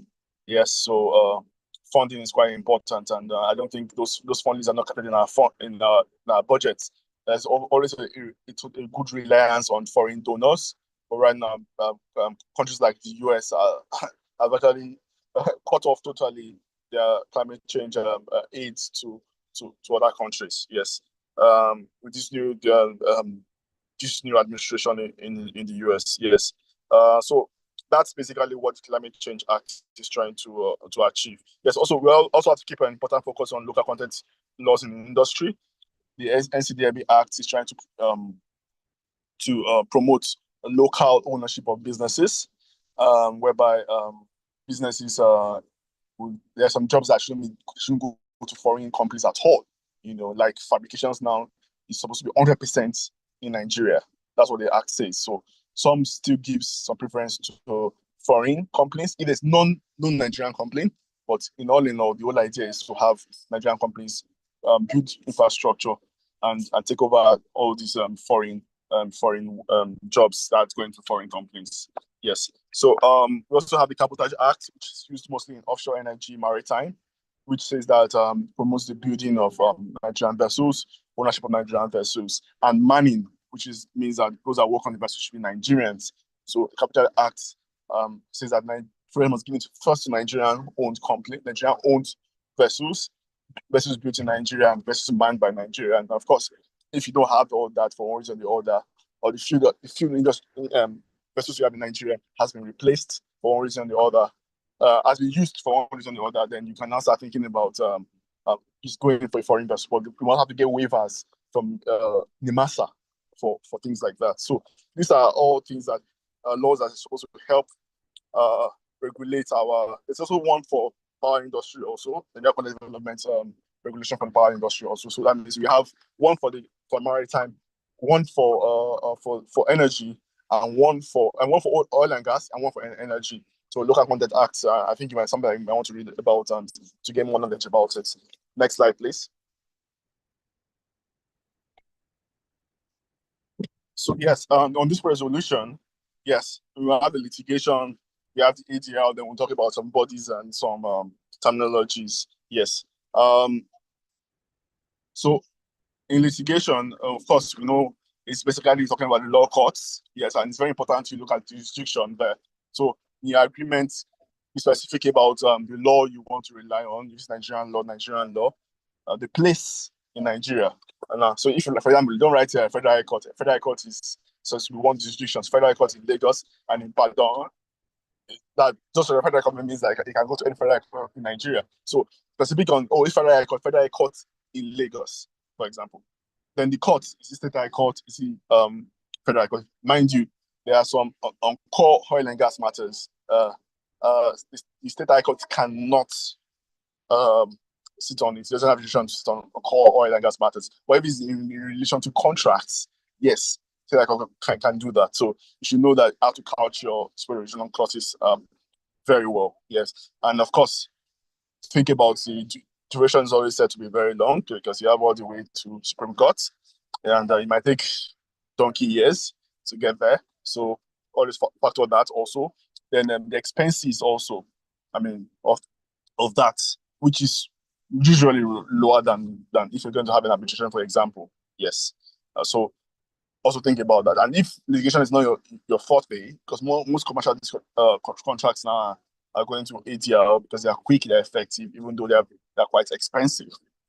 So for alternative dispute resolution, yes, then you have your Nigerian Arbitration and Mediation Act 2023, and you have the arbitration, you have the mediation. Arbitration is when you have some arbitrators, 2 or 3, depending on numbers you have in your contract, sitting on a dispute and trying to find and declaring, speaking on giving an award on that dispute. So they're like judges basically, but in a less formal situation basically. Then we have the mediation where 2 parties are coming together and there's a mediator trying to find a common ground. So it's not giving an award or giving a instruction or giving a judgment in the light, but it's trying to mediate and seeing if both parties can reach a common agreement basically. Yeah, so you have the mediation there. Then of course negotiations, conciliation, which is also similar to mediation, but there's a conciliator that still that's more of an expert in a particular field.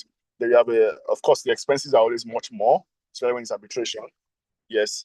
Then of course the duration are always shorter. So that's why I said more commercially, most people look towards this for to have a quick, fast decision being made. And then, of course, we have various bodies. We have the Lagos there's multi-door courthouses. Most of the rules of the most states now are introducing multi-door courthouse. There's also the Oyo states, multi-door. There's Kano, and the various states have their own multi-door courthouse, which is always more cheaper than the other arbitral forums we have. Then you have the Lagos Court of Arbitration, you have the London Court of Arbitration, which is usually used, like Bo spoke, is usually used for international transactions. Yes. Then for most Asian people now prefer the SIAC, which is Singapore International Arbitration Center. It's still set to one of the fastest growing arbitration centers in the world. Yes. Then we should be careful of forum shopping. Forum shopping means that just like you go shopping for for your dress, when you go around and say, which dress is fine, which size, everything, where should I go to? So also they go shop for cuts. So when the application in the agreement is not specific, up to the place, the language, the law, and or and the place basically, then most people can just go anywhere. So that's why you see some cases that it's in arbitration somewhere and it's also in a law court somewhere. Yes. So it can even be in maybe in a law court in Nigeria, arbitration in the UK, and an arbitration in Singapore.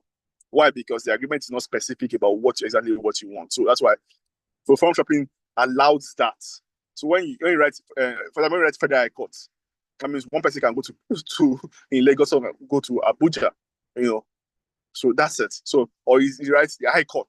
Someone can go to state, someone can go to federal. So it's good for us to be specific on the court, the mechanism you want, the language should be spoken if it's in international transactions, language should be spoken, the place and the law that governs transactions is quite important. And most people tend to write law of England and law of France, but it's very important that you understand the law that you are signing up to, because anything not specifically agreed to in an agreement, then the onus is made on the law. What does the law say about that? For example, now, if you have a force majeure clause in your contract and it's English law, that means most likely doctrine of frustration in common law comes into place. So if you don't know about doctrine of frustration, that means most likely you are the risk of losing out on that case, especially if it doesn't favor you. So it's quite important that you know exactly what you're signing up, the law you're signing up with, and anything you're signing up to in a particular contract. Yeah. So I always ask this question.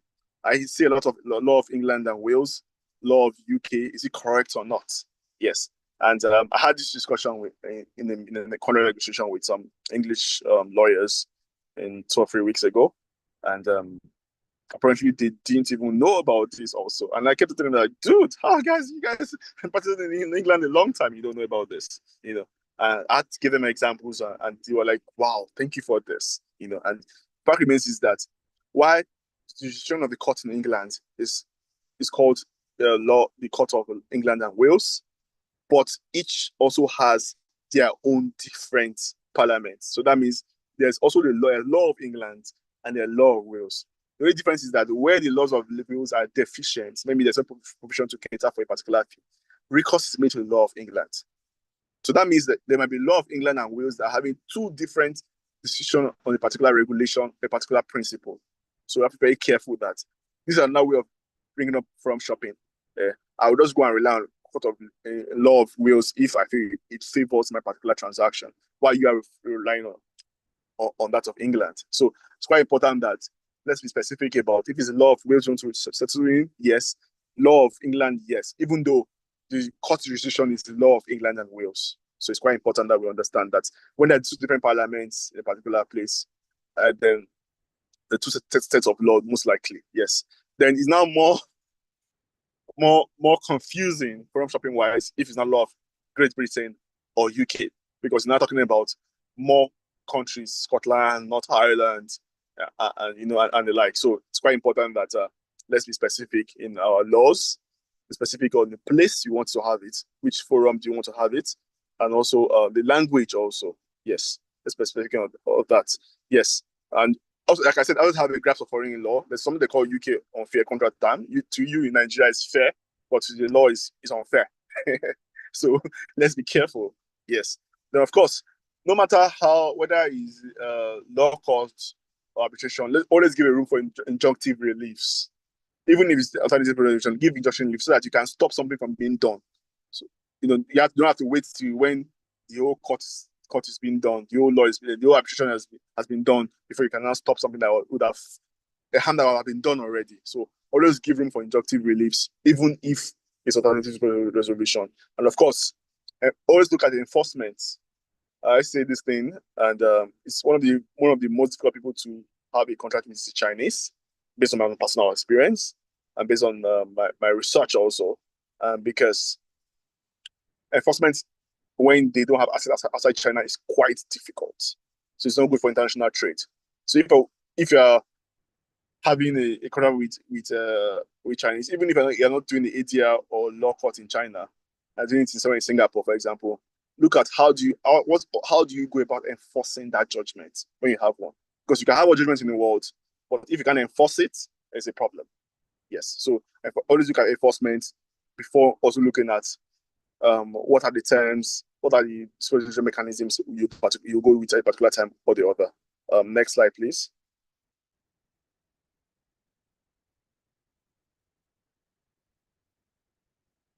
Yeah. So a conclusion now. Of course, to have a good grasp of the contract expiration and compliance, you should look at all the risk involved, which includes the survival of your entity, yes, and also play around with technical ability of your team. A lawyer doesn't know everything. You can't know insurance, finance, technical together. Yes, you build your understanding after many years of being in that industry, but it's also important that you understand that you work. Your job as a contract management is also working with that it's a large team of people, understanding what is best for that contract and limiting the risk as much as possible. Sometimes during negotiation, you have to accept risk, but whether accepting risk or not, try and always have it at the back of your mind. Always remind the people that remember we accepted this risk, so this must not happen. If it happens, then a contract will be deemed a failure. So it's quite important to understand a contract as a whole and see how best to negotiate your contract in the best possible way. Sometimes it's you look at a win-win for everyone in negotiation. The other party too has to be comfortable. You should have to be comfortable. But the best is always have the risk that might go wrong in the contract and always try and interpret that to your team, especially the non-lawyers in your team, so that they understand what it is. So it's good to pay attention to the contract, its resolution, and especially regulatory compliance, because without that three, the company might cease to exist. So thank you for your time. I'll still be around a bit, hopefully to answer some more questions, but I'm just getting a bit into my meeting a bit. So, but I'll try and keep it here in case I'm needed. Thank you. All right, thank you so much, Mr. Ayobami, for your very detailed presentation. Thank you to our two mentors that have done so well in doing a good job on discussing the topic matter for today, the subject matter for today. Please, we are going straight into presentations from the mentees, group presenters, group 1 and 2. Please, we'll be taking your presentation now. Please kindly do well to share your slides, and you have 10 minutes each for your presentation. So group 1, please, we'll be starting with you. 10 minutes. Let's try to stick to time. Group 1 presenter. Okay.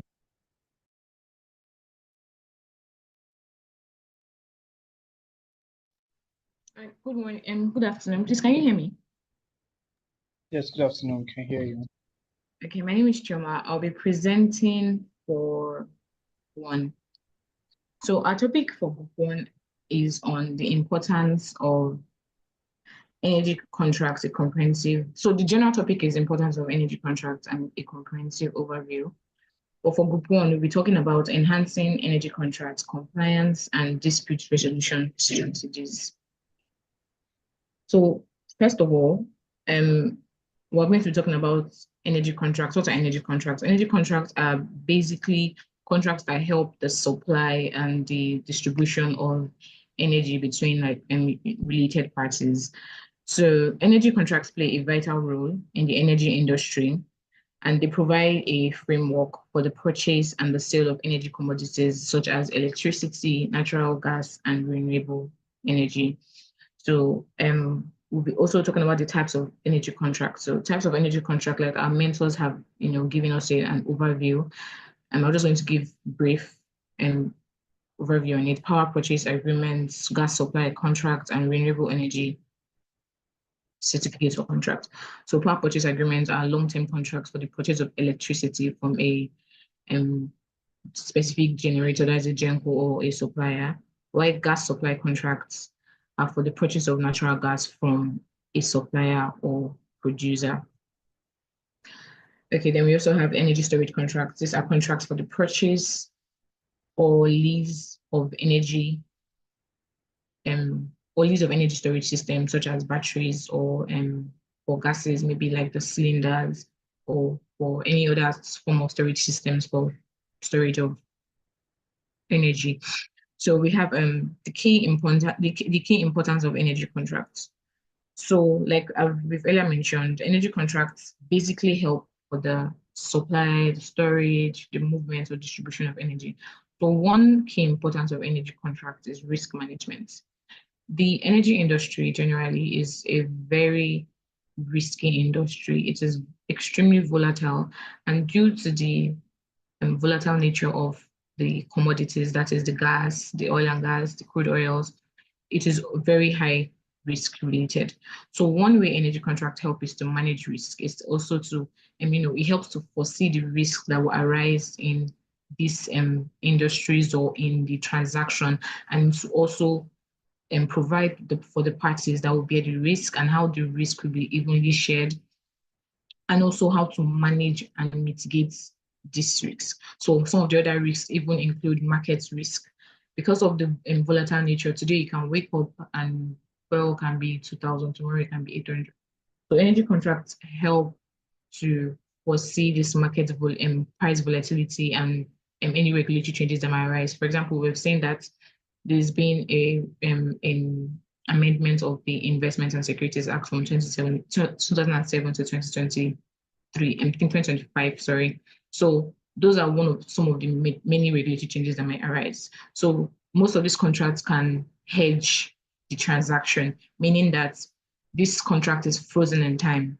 This contract is going to be used based on the present, situation of the country, maybe the regulatory situation of the country, so that imagine if the contract is lasting for 10 years and maybe the next day you wake up and they've changed the laws, obviously that contract will be affected.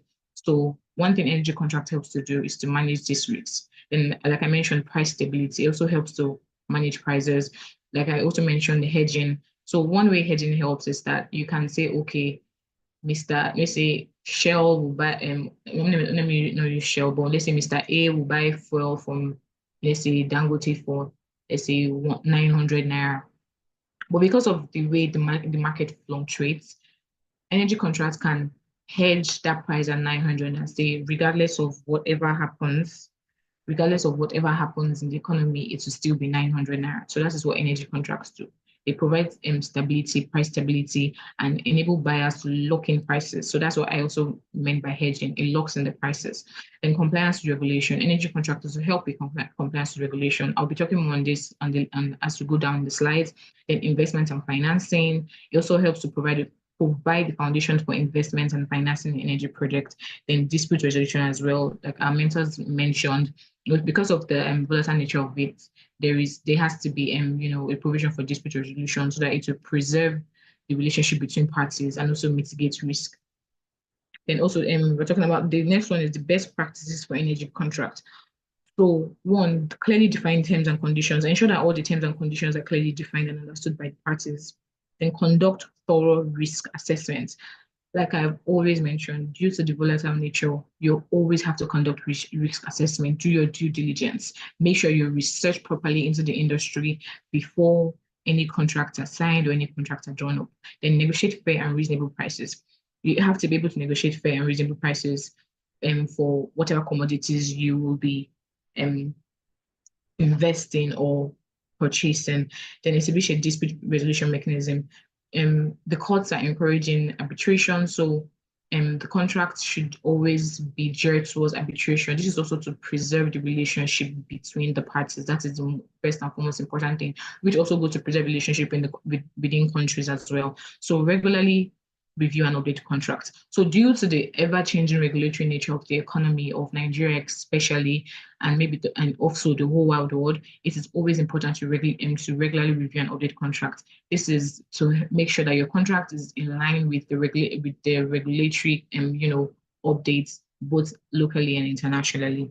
So we also on this risk assessments, you also have to, one of the best practices in energy contracts is to also impute performance metrics or benchmarks. So you can have financial metrics. For example, you can measure the performance of the contract based on how much cost it is saving. So let's say I entered into this contract and I was spending like 10 billion naira on, on cost and all. So if I'm entering this contract, I have to make sure that it is going to be saving me money. So if I was spending 15 million naira before, by the end of the contract, I should be able to have saved up to 10 million naira and shelved off 5 million naira, because the contract has to make sure that you are saving money. Also, your return on investments. You can also track your profitability of the energy contract, or whatever transaction you're entering into. Then another one is operational metrics. It will help to evaluate the energy that's produced, most especially in renewable energy. So you have to make sure that even when you're entering a renewable energy contract, you are seeing a difference. Let me put it that way. There is an improvement in energy or in power supply. Yes, let it not be that the same thing I was facing when I was using NEPA is still the same thing I'm facing when I'm using solar. No. So you have to make sure that you are constantly monitoring the operational metrics of the contract. Then we have the environmental metrics. You have to make sure that you're emitting less greenhouse gases into the environment. You're not having gas flaring. So whatever contract you're entering must also make sure that these metrics are in it.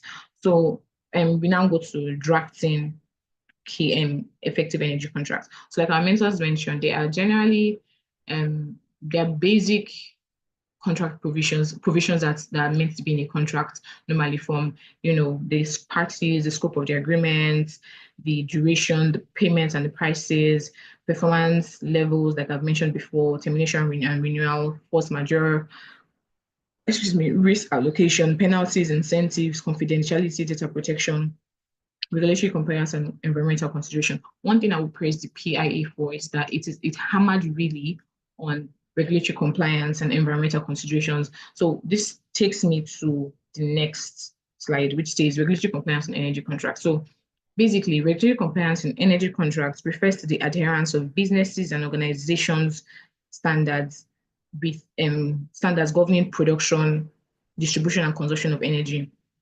varying from manufacturing of energy to production of energy and even distribution of energy. So it is key for any business to understand energy regulatory compliance.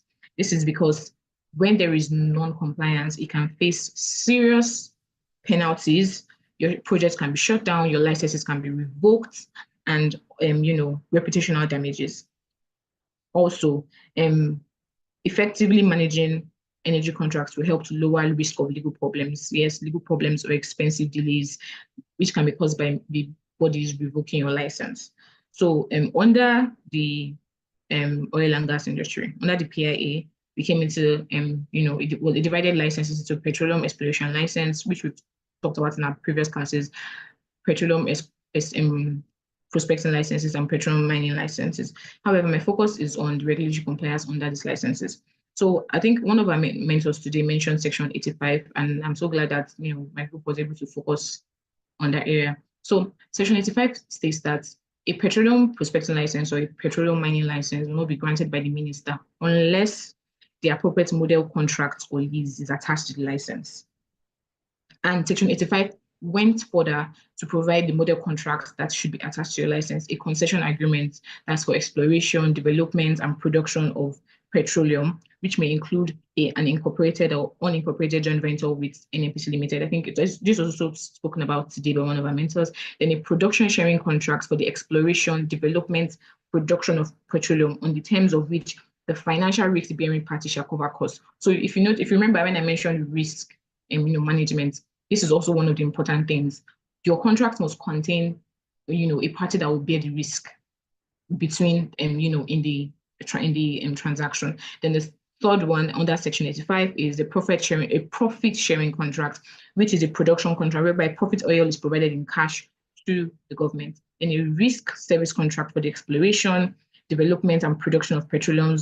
Then the fifth one is any contract being a variation of contract frameworks listed in A, B, or C. So basically, any other contract that is basically a type of contract listed in the previous ones I've mentioned.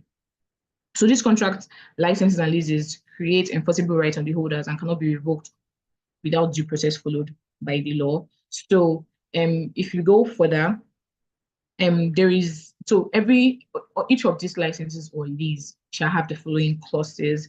Number one, description of the acreage. So description of the land you're exploring, the size, the survey of the land you're exploring, the basically the size of the land you're exploring. Then another one is the term of the lease or license. So basically, you must carry how long your lease or license is meant to be for. I think under the Act, there's a specific number of years for which this lease or license will hold for. Then the minimum work program and the minimum level of investment. So minimum work program. So basically, under this lease or licenses, someone that is exploring can mine, and someone that is mining cannot,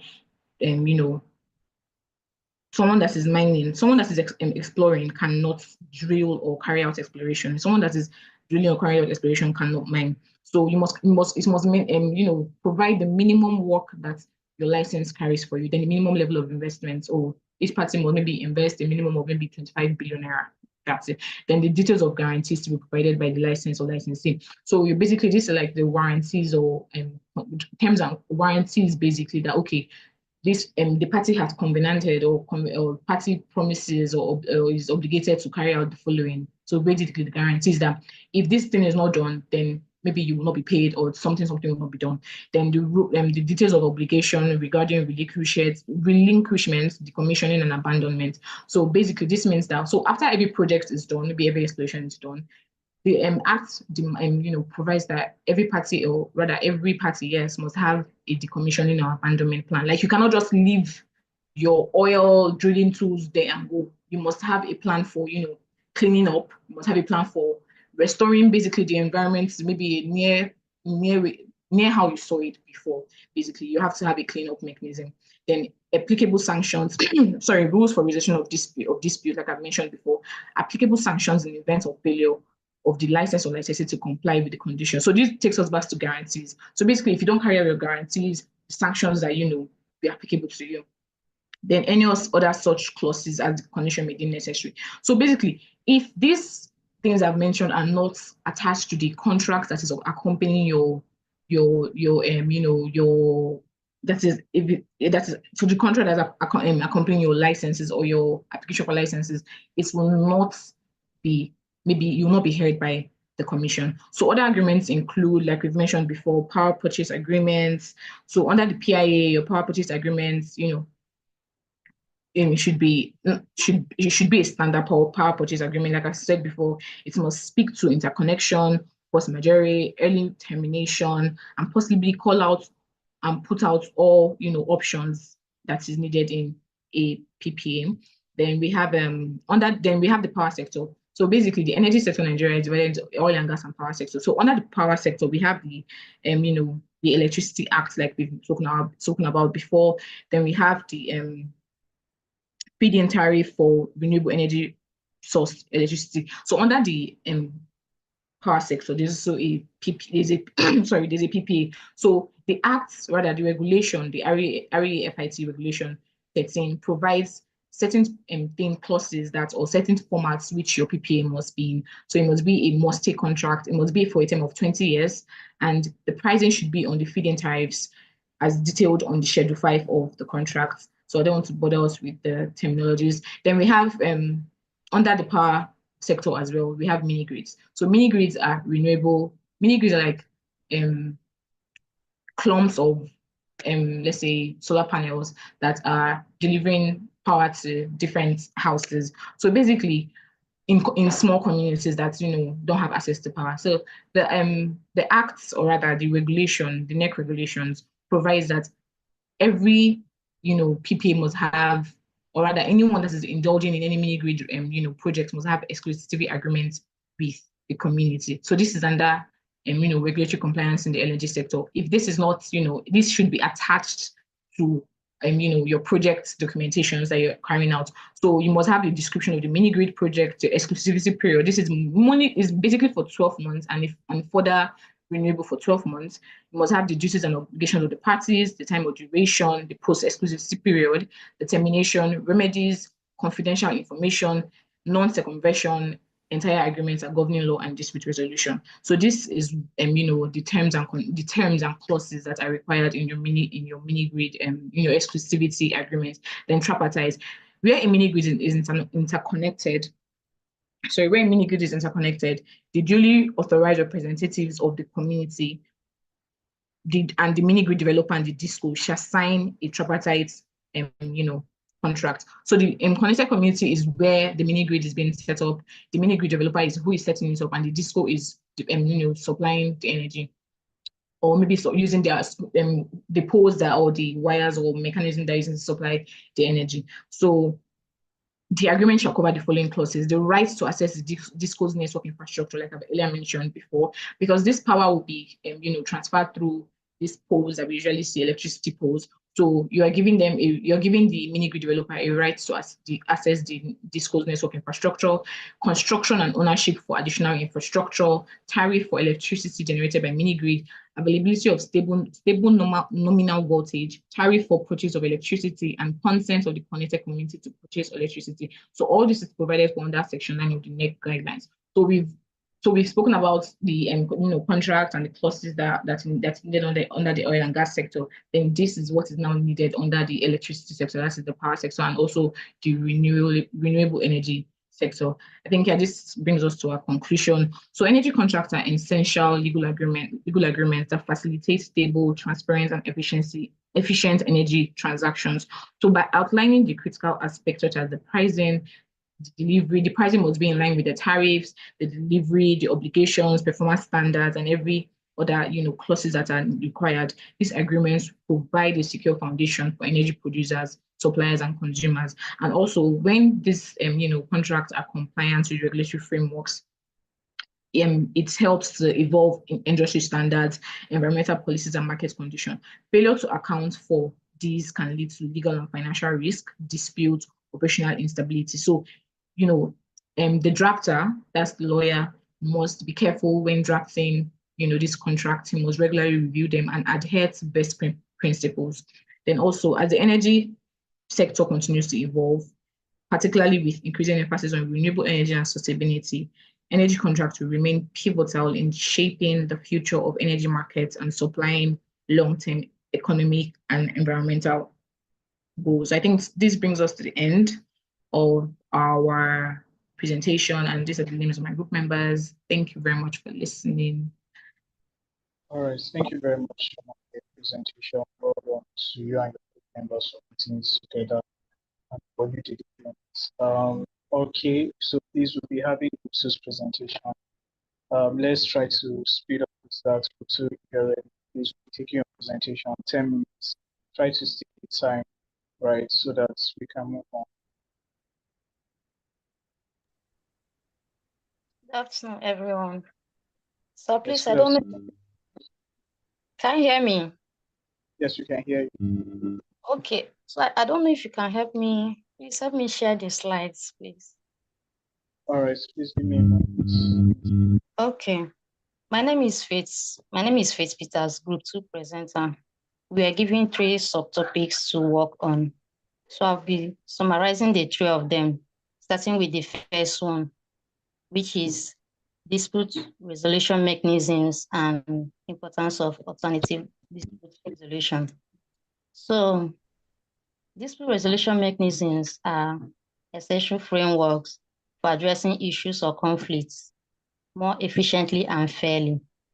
And in order to avoid disputes or conflicts arising in a contract, so preemptive measures such as clear contracts, parties having a consensus, and open communication can help reduce the likelihood of any form of misunderstanding arising in a contract. However, if disputes or conflicts eventually arises in a contract, options like mediation, arbitration, and thirdly, litigation can be sought for to resolve the issue at hand. So ADR, such as mediation and arbitration, is so valuable today, and because it saves time, it reduces costs and preserves relationships as compared to litigation. So it is not that litigation is bad. It's just that I feel it is more toxic and parties even fight in a formal way in court. But ADR focuses more on working together to find a mutual solution and parties feeling more amicable. So the second subtopic we are given to work on is the role of technology in contract automation, blockchain, smart contracts, and data analysis for compliance monitoring. Now, let's think of technology as a super helper for managing contracts in our contemporary society. Tech has really helped us so much. It saves our time and does so much for us.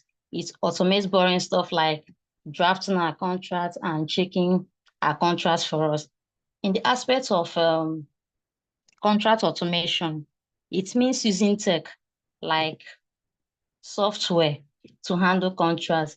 For example, a robot writing your contract for you, organizing and tracking it for you. So you see how tech saves our time and make our work less messy.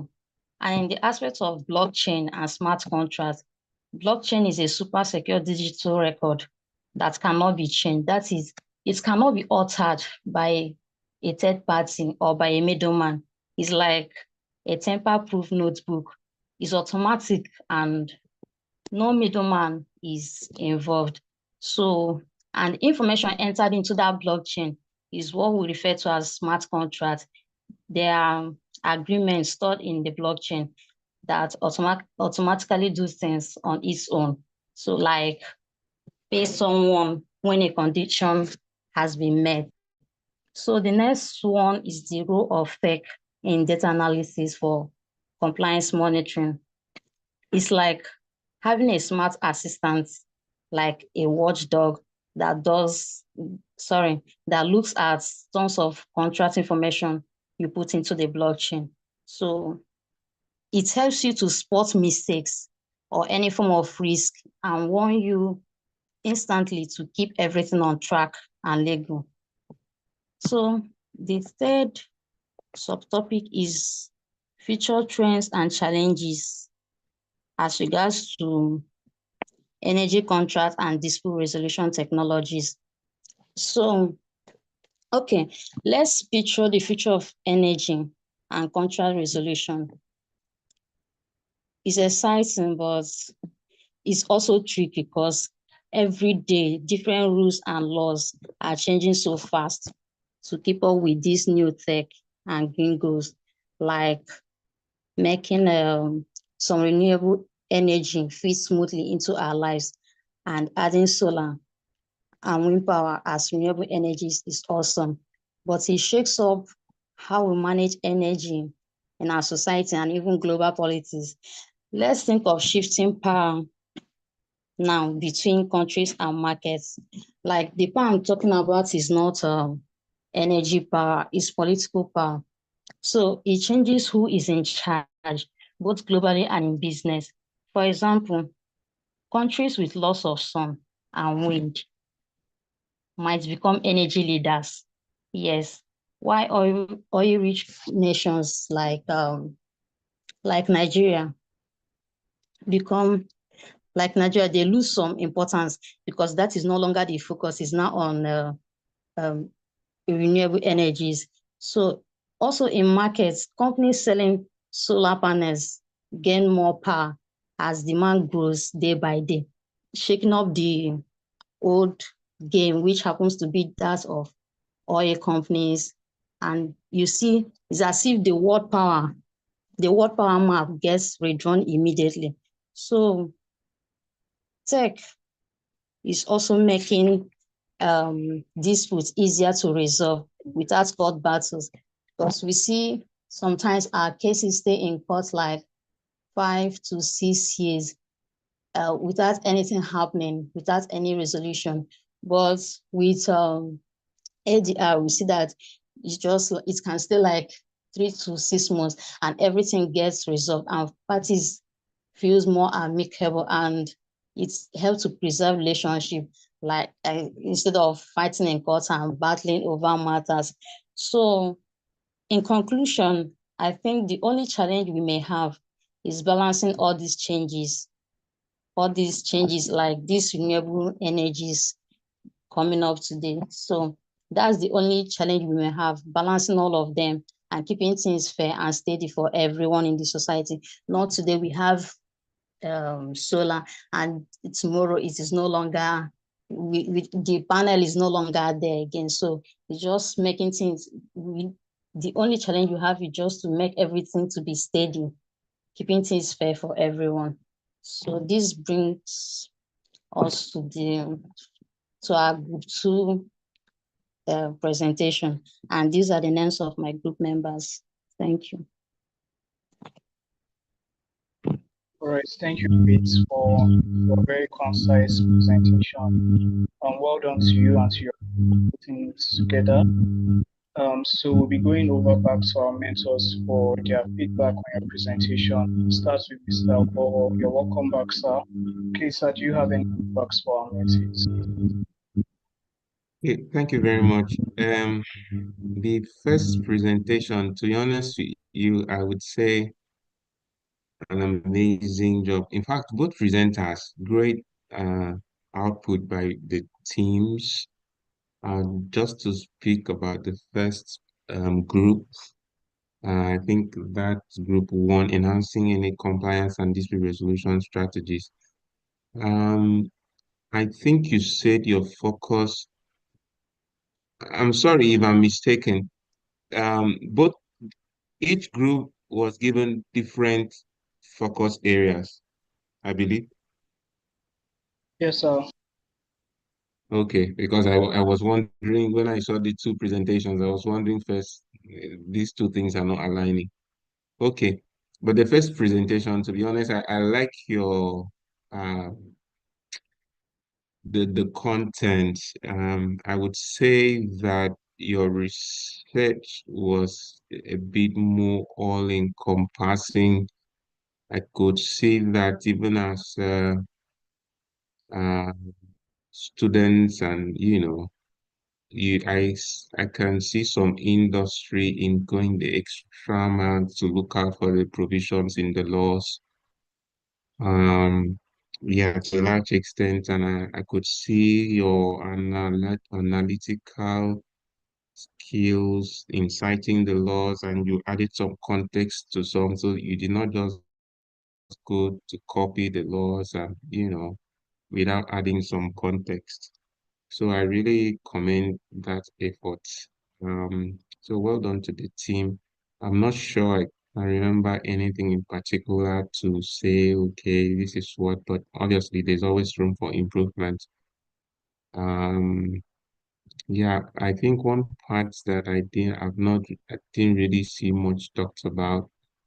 I don't think, oh, you said you were given a particular area of focus, because I don't think I saw something detailed about dispute resolution, but you have just stated that um, maybe this was not your focus. And I don't think I saw something detailed about compliance. Like you said, I think this was not your focus. So by and large, it was a great outing, like the first group. Also, the second group, yeah, well done to the first group. The presenter too, yeah, you spoke more or less, not just reading from the material. You were also, you tried as much as possible to give life to your presentation. So well done to the team. For group 2, I would also understand that your focus was not much on regulatory aspects, so you were talking more on the smart contract side of things. So I can see that you spoke about some innovative ideas that can be brought up in contracting smart contracts. I commend you as well. I would say Group 1's presentation was a bit more detailed than yours. The presenter also tried to speak to the slides and as much as possible give some analysis. But I would say Group 1, to some extent, I think Group 1 was a bit more analytical. by and large, great performance by both teams. Thank you very much. All right, thank you very much, Mr. for your feedback. I don't know if Mr. Yobami is still with us. Mr. Yobami, if you're with us, would you like to- Yes. I just have a very few things to say. Sorry, I've been in and out. So I didn't pay as much attention as I would love to. The first presenter, beautifully done. What I like most about it was the fact that they try to analyze the risk involved in contracting, and that's about I think everyone on call should try and take note of, because most someone like me now, I always have a risk analysis of every contract I work on, meaning that sometimes you have to let go of some things in contract even though it's risky, but you have to always keep an eye on it. So I like the fact that I mean, talked about. The second person, I wasn't. I'm afraid I'm not trying to be biased, but I was more impressed about it because it's something that I've been talking about now, and how does technology intermarry with contracting and with compliance. You know, even though I like to say, some people say I'm an old person in a young person's body, because why I like the old way of doing things. I mean, I still print out documents to read. I prefer doing that than on the computer, for example. Yeah, but so also I've learned to use tools for my contracting. I currently use one, the contract works, and I can read line, I can save, I can send for someone for signature. You know, that's how it is. You know, and over the years I've been using. I've always used also a tool for compliance, where I have all I update, I put in all the compliance approvals, licenses into it. Sometimes I had close to 150 of them, you know, and it gives me a 90-day countdown towards when a particular one will expire, so I can start putting in an application for renewal, and you know, so, and it gives me prompters and the like. So yes, these tools they make your work easier. Yes, they may say a lot about they may say a lot about how does AI come in, AI take our job, everything. Yeah, AI can do the work of an extra an ordinary man, but AI cannot do the work of an extraordinary person. In a sense, that's my own personal opinion by now, you know, on that, you know. So, but AI helps to make your work easier, you know. So that's what these tools are. So if you want to stay, unfortunately, we're in the technological age, and you want to stay on top of your game, then you have to know how does technology marry with how you marry it with law, and how to improve your processes, make your work easier, reach out to a wider audience, and also reach out to a quicker, smarter, more efficient way of doing business. So yeah, so that's why I said I'm a bit extra biased, because it's something that I've been championing currently. I'm currently championing to make work easier for us lawyers. Yes, and so we won't spend the whole days pouring through books and typing and writing, when we can have smart drafts you can improve on, and things like that. So good organization on both teams. But what I was also expecting was to have your own voice. I mean, criticizing the norm, thinking this is my opinion about this. And that's why I think was lacking in both. I didn't see your original voice, not just something that you have referenced, but what do I think about a particular section of this law I'm talking about? Yeah, so I expected more originality on that aspect. Let your own voice be heard. As a lawyer, every lawyer has a voice, and as long as you can logically present it, it's right. There's no right or wrong. Even if you're presenting before a judge and it tells you wrong, and that judge might tell you in appeal on appeal that is right, you know, because everybody's looking at things from different perspectives. So it gets to the time whereby you have your personal opinion, as long as you can logically present it, yeah, you're always right sometimes. And most times, like I said, logical presentation matters a lot. So, and as lawyers, you should always form your voice on things. Always have your opinion. Because you look at a law, you know how to dissect it, you know how to form it into something that you're working on, and how good can the law work for you in that particular area. So, yes, so I think that's something we both parties can improve on. having your own voice and you let your voice speak for you. And I think then I think with that the sky is the starting point for you in your careers. Thank you. All right, thank you so much, Mr. Yoban. Thank you to our mentors for the feedbacks that we gave to the presentation. So now what we'll be doing is that we'll be taking questions because of our in terms of time. We'll be taking just 2 questions. So please, if you have a question, can you just kindly indicate by the raise of hand? We'll take your question and we'll move on. So please, 2 questions. Do we have questions? Do we have anyone with a question in class today? I'm sorry. Also, Dennis, sorry. I noticed that I think we usually had larger numbers of people in class the previous week. We're down to 13 persons. If you remove me and me and the other mentor and you, and that means we're down to like 8 or 7. I hope there's no problem. I mean, why we're having reduced number, because this is supposed to be the most important topic in the whole series or the whole 5 weeks, actually. Well, I don't know. At the start of class, we had quite a number of people join. I think we were roughly about 20 plus class. Oh, okay. Okay, no problem. Number dwindled down. Okay, thank you. All right, thank you very much, sir. So please, do we have any question? We'll take 1 question and quality.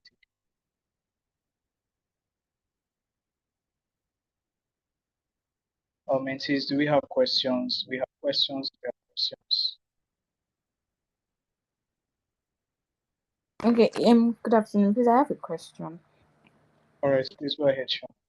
Okay, I think we've been talking about dispute resolution and mediation and arbitration and how to, and the best way to settle disputes in these contracts. But I wanted to ask, what are the areas in which disputes can arise? Like, what kind of disputes can arise in these energy contracts? I know maybe pricing or failure to perform, the guarantees and all that. But what sort of major disputes should one look out for to be able to, circumvent in the energy sector? All right, thank you, Choma, for your question. Do we have any mentor? I think I'll be allowing that question, giving the question, making it a full question. So maybe any mentor that has an opinion on that subject can just open the question. Okay, I'm sorry if I may say something. I mean, the reason why we're having a contract is because everything can happen or anything can happen. That's a fact. So every clause can be tested in the contract. And even things that you don't even have in the contract can happen. So what we try to do with contracting is to foretell and try to find out the probability of things happening and how can we safeguard it and prevent it from going to a dispute or having it clearly stated in the contract. So when it goes to dispute, the interpretation is as with both parties that are agreeing in the contract. But based on my personal experience in contracts I've done, projects I've done the last 10 years or 12 years or thereabouts, and based on my my previous life, like I love to say, as a barista for 4 years before I went in house, appearing in court in England and Nigeria, I'll say something for free, and it's that payments is always a problem, and performance is always a problem. Performance in the sense that one party will have, this is what I thought would be performance. Other party will say, no, this is what I thought is performance. The other person will say, oh, I did the work very well. The other person say, no, you didn't do it enough. Performance has always been a back-to-back problem in almost all the disputes I've been involved in. Yes, and that's why I said, in the contract management, you working with your project team, the technical team is very important in understanding how clear-cut performance should be. The scope of work must be very, very detailed.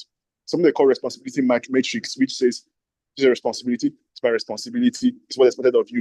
It should be an annexure to the contract so that it's clear with no form of ambiguity. So that's why you as a lawyer might not understand what they're trying to achieve, but you might understand the full picture of what they're trying to achieve. For example, in the power plant, you want 3,000 megawatts. That's the full picture. But the small picture is, how do you buy the gas turbines? How do you do the UGBS? How do you do the HRSG package? There are various packages in a simple power contract. It's simple in quotes. You can have over 100 vendors and contractors. So the nitty-gritty is what matters. The full picture is that we want 3,000 megawatts of power. Yes, so it's always a back to, usually I see a lot of performance as an issue. But like I said, payment also, the party is owning, he doesn't want to pay for this. The party say, yeah, I won't pay you because I incurred costs as a result of you. A lot of payment disputes also. So those are the two key. But anything else can go wrong. Anything else can go wrong. Warranty, guarantee can go wrong. Performance, related part of scope of work can go wrong. Someone can die on the site. Who is to blame? Can be an issue. How do we compensate? Can be an issue. Insurance of someone's an equipment was lost in a hole offshore, in a well hole. Who's responsible for that? Who's negligent to it? I'm responsible for it, but you are negligent. All those kind of stories. Yeah. So anything else can cause resolution. So prepare for everything and anything. But with experience, the more you learn about things, the more you take note of future contracts and try and put it in your contracts. Let me give a funny practical example. It's about a small clause they call waiver. The waiver the contract is always like 3 or 4 or 5 lines. But guess what? If it's not in a contract, it's one of the most important things in a contract. Why? Because there's something they call the implied waiver. If maybe a contractor did something and you didn't raise it up, it can be deemed that you have waived it, even though you had the provision in the contract otherwise. So you're supposed to do something, he didn't do it, you knew about it, he didn't say anything about it, you even continued with him. It can be deemed that you have waived your rights to lay a claim on that. So that's what a waiver clause does. The waiver clause tells you that the only waiver I can give is when it's written and signed by me. So if I don't waive it of written, don't deem it as being waived. I can raise it up at a future date. So as important as that is a very important thing in the clause. So let's just keep in mind that anything can go wrong, of course. Yeah. I hope that helps answers your questions.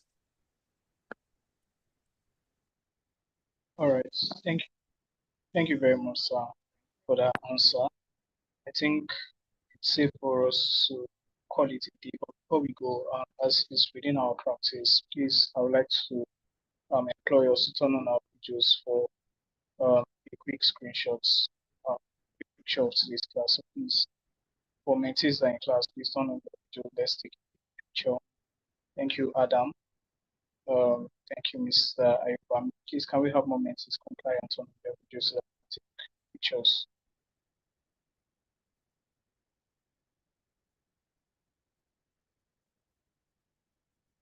Okay.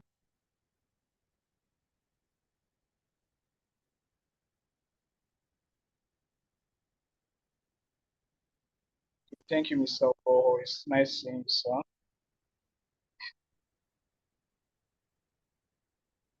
All right, so we are done with that.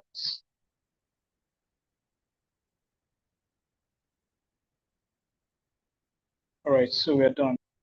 We've officially come to the end of today's session. A big thank you to everyone that stayed to the end of the class for the mentees, and also a big thank you to our mentors for helping us run through today's topic.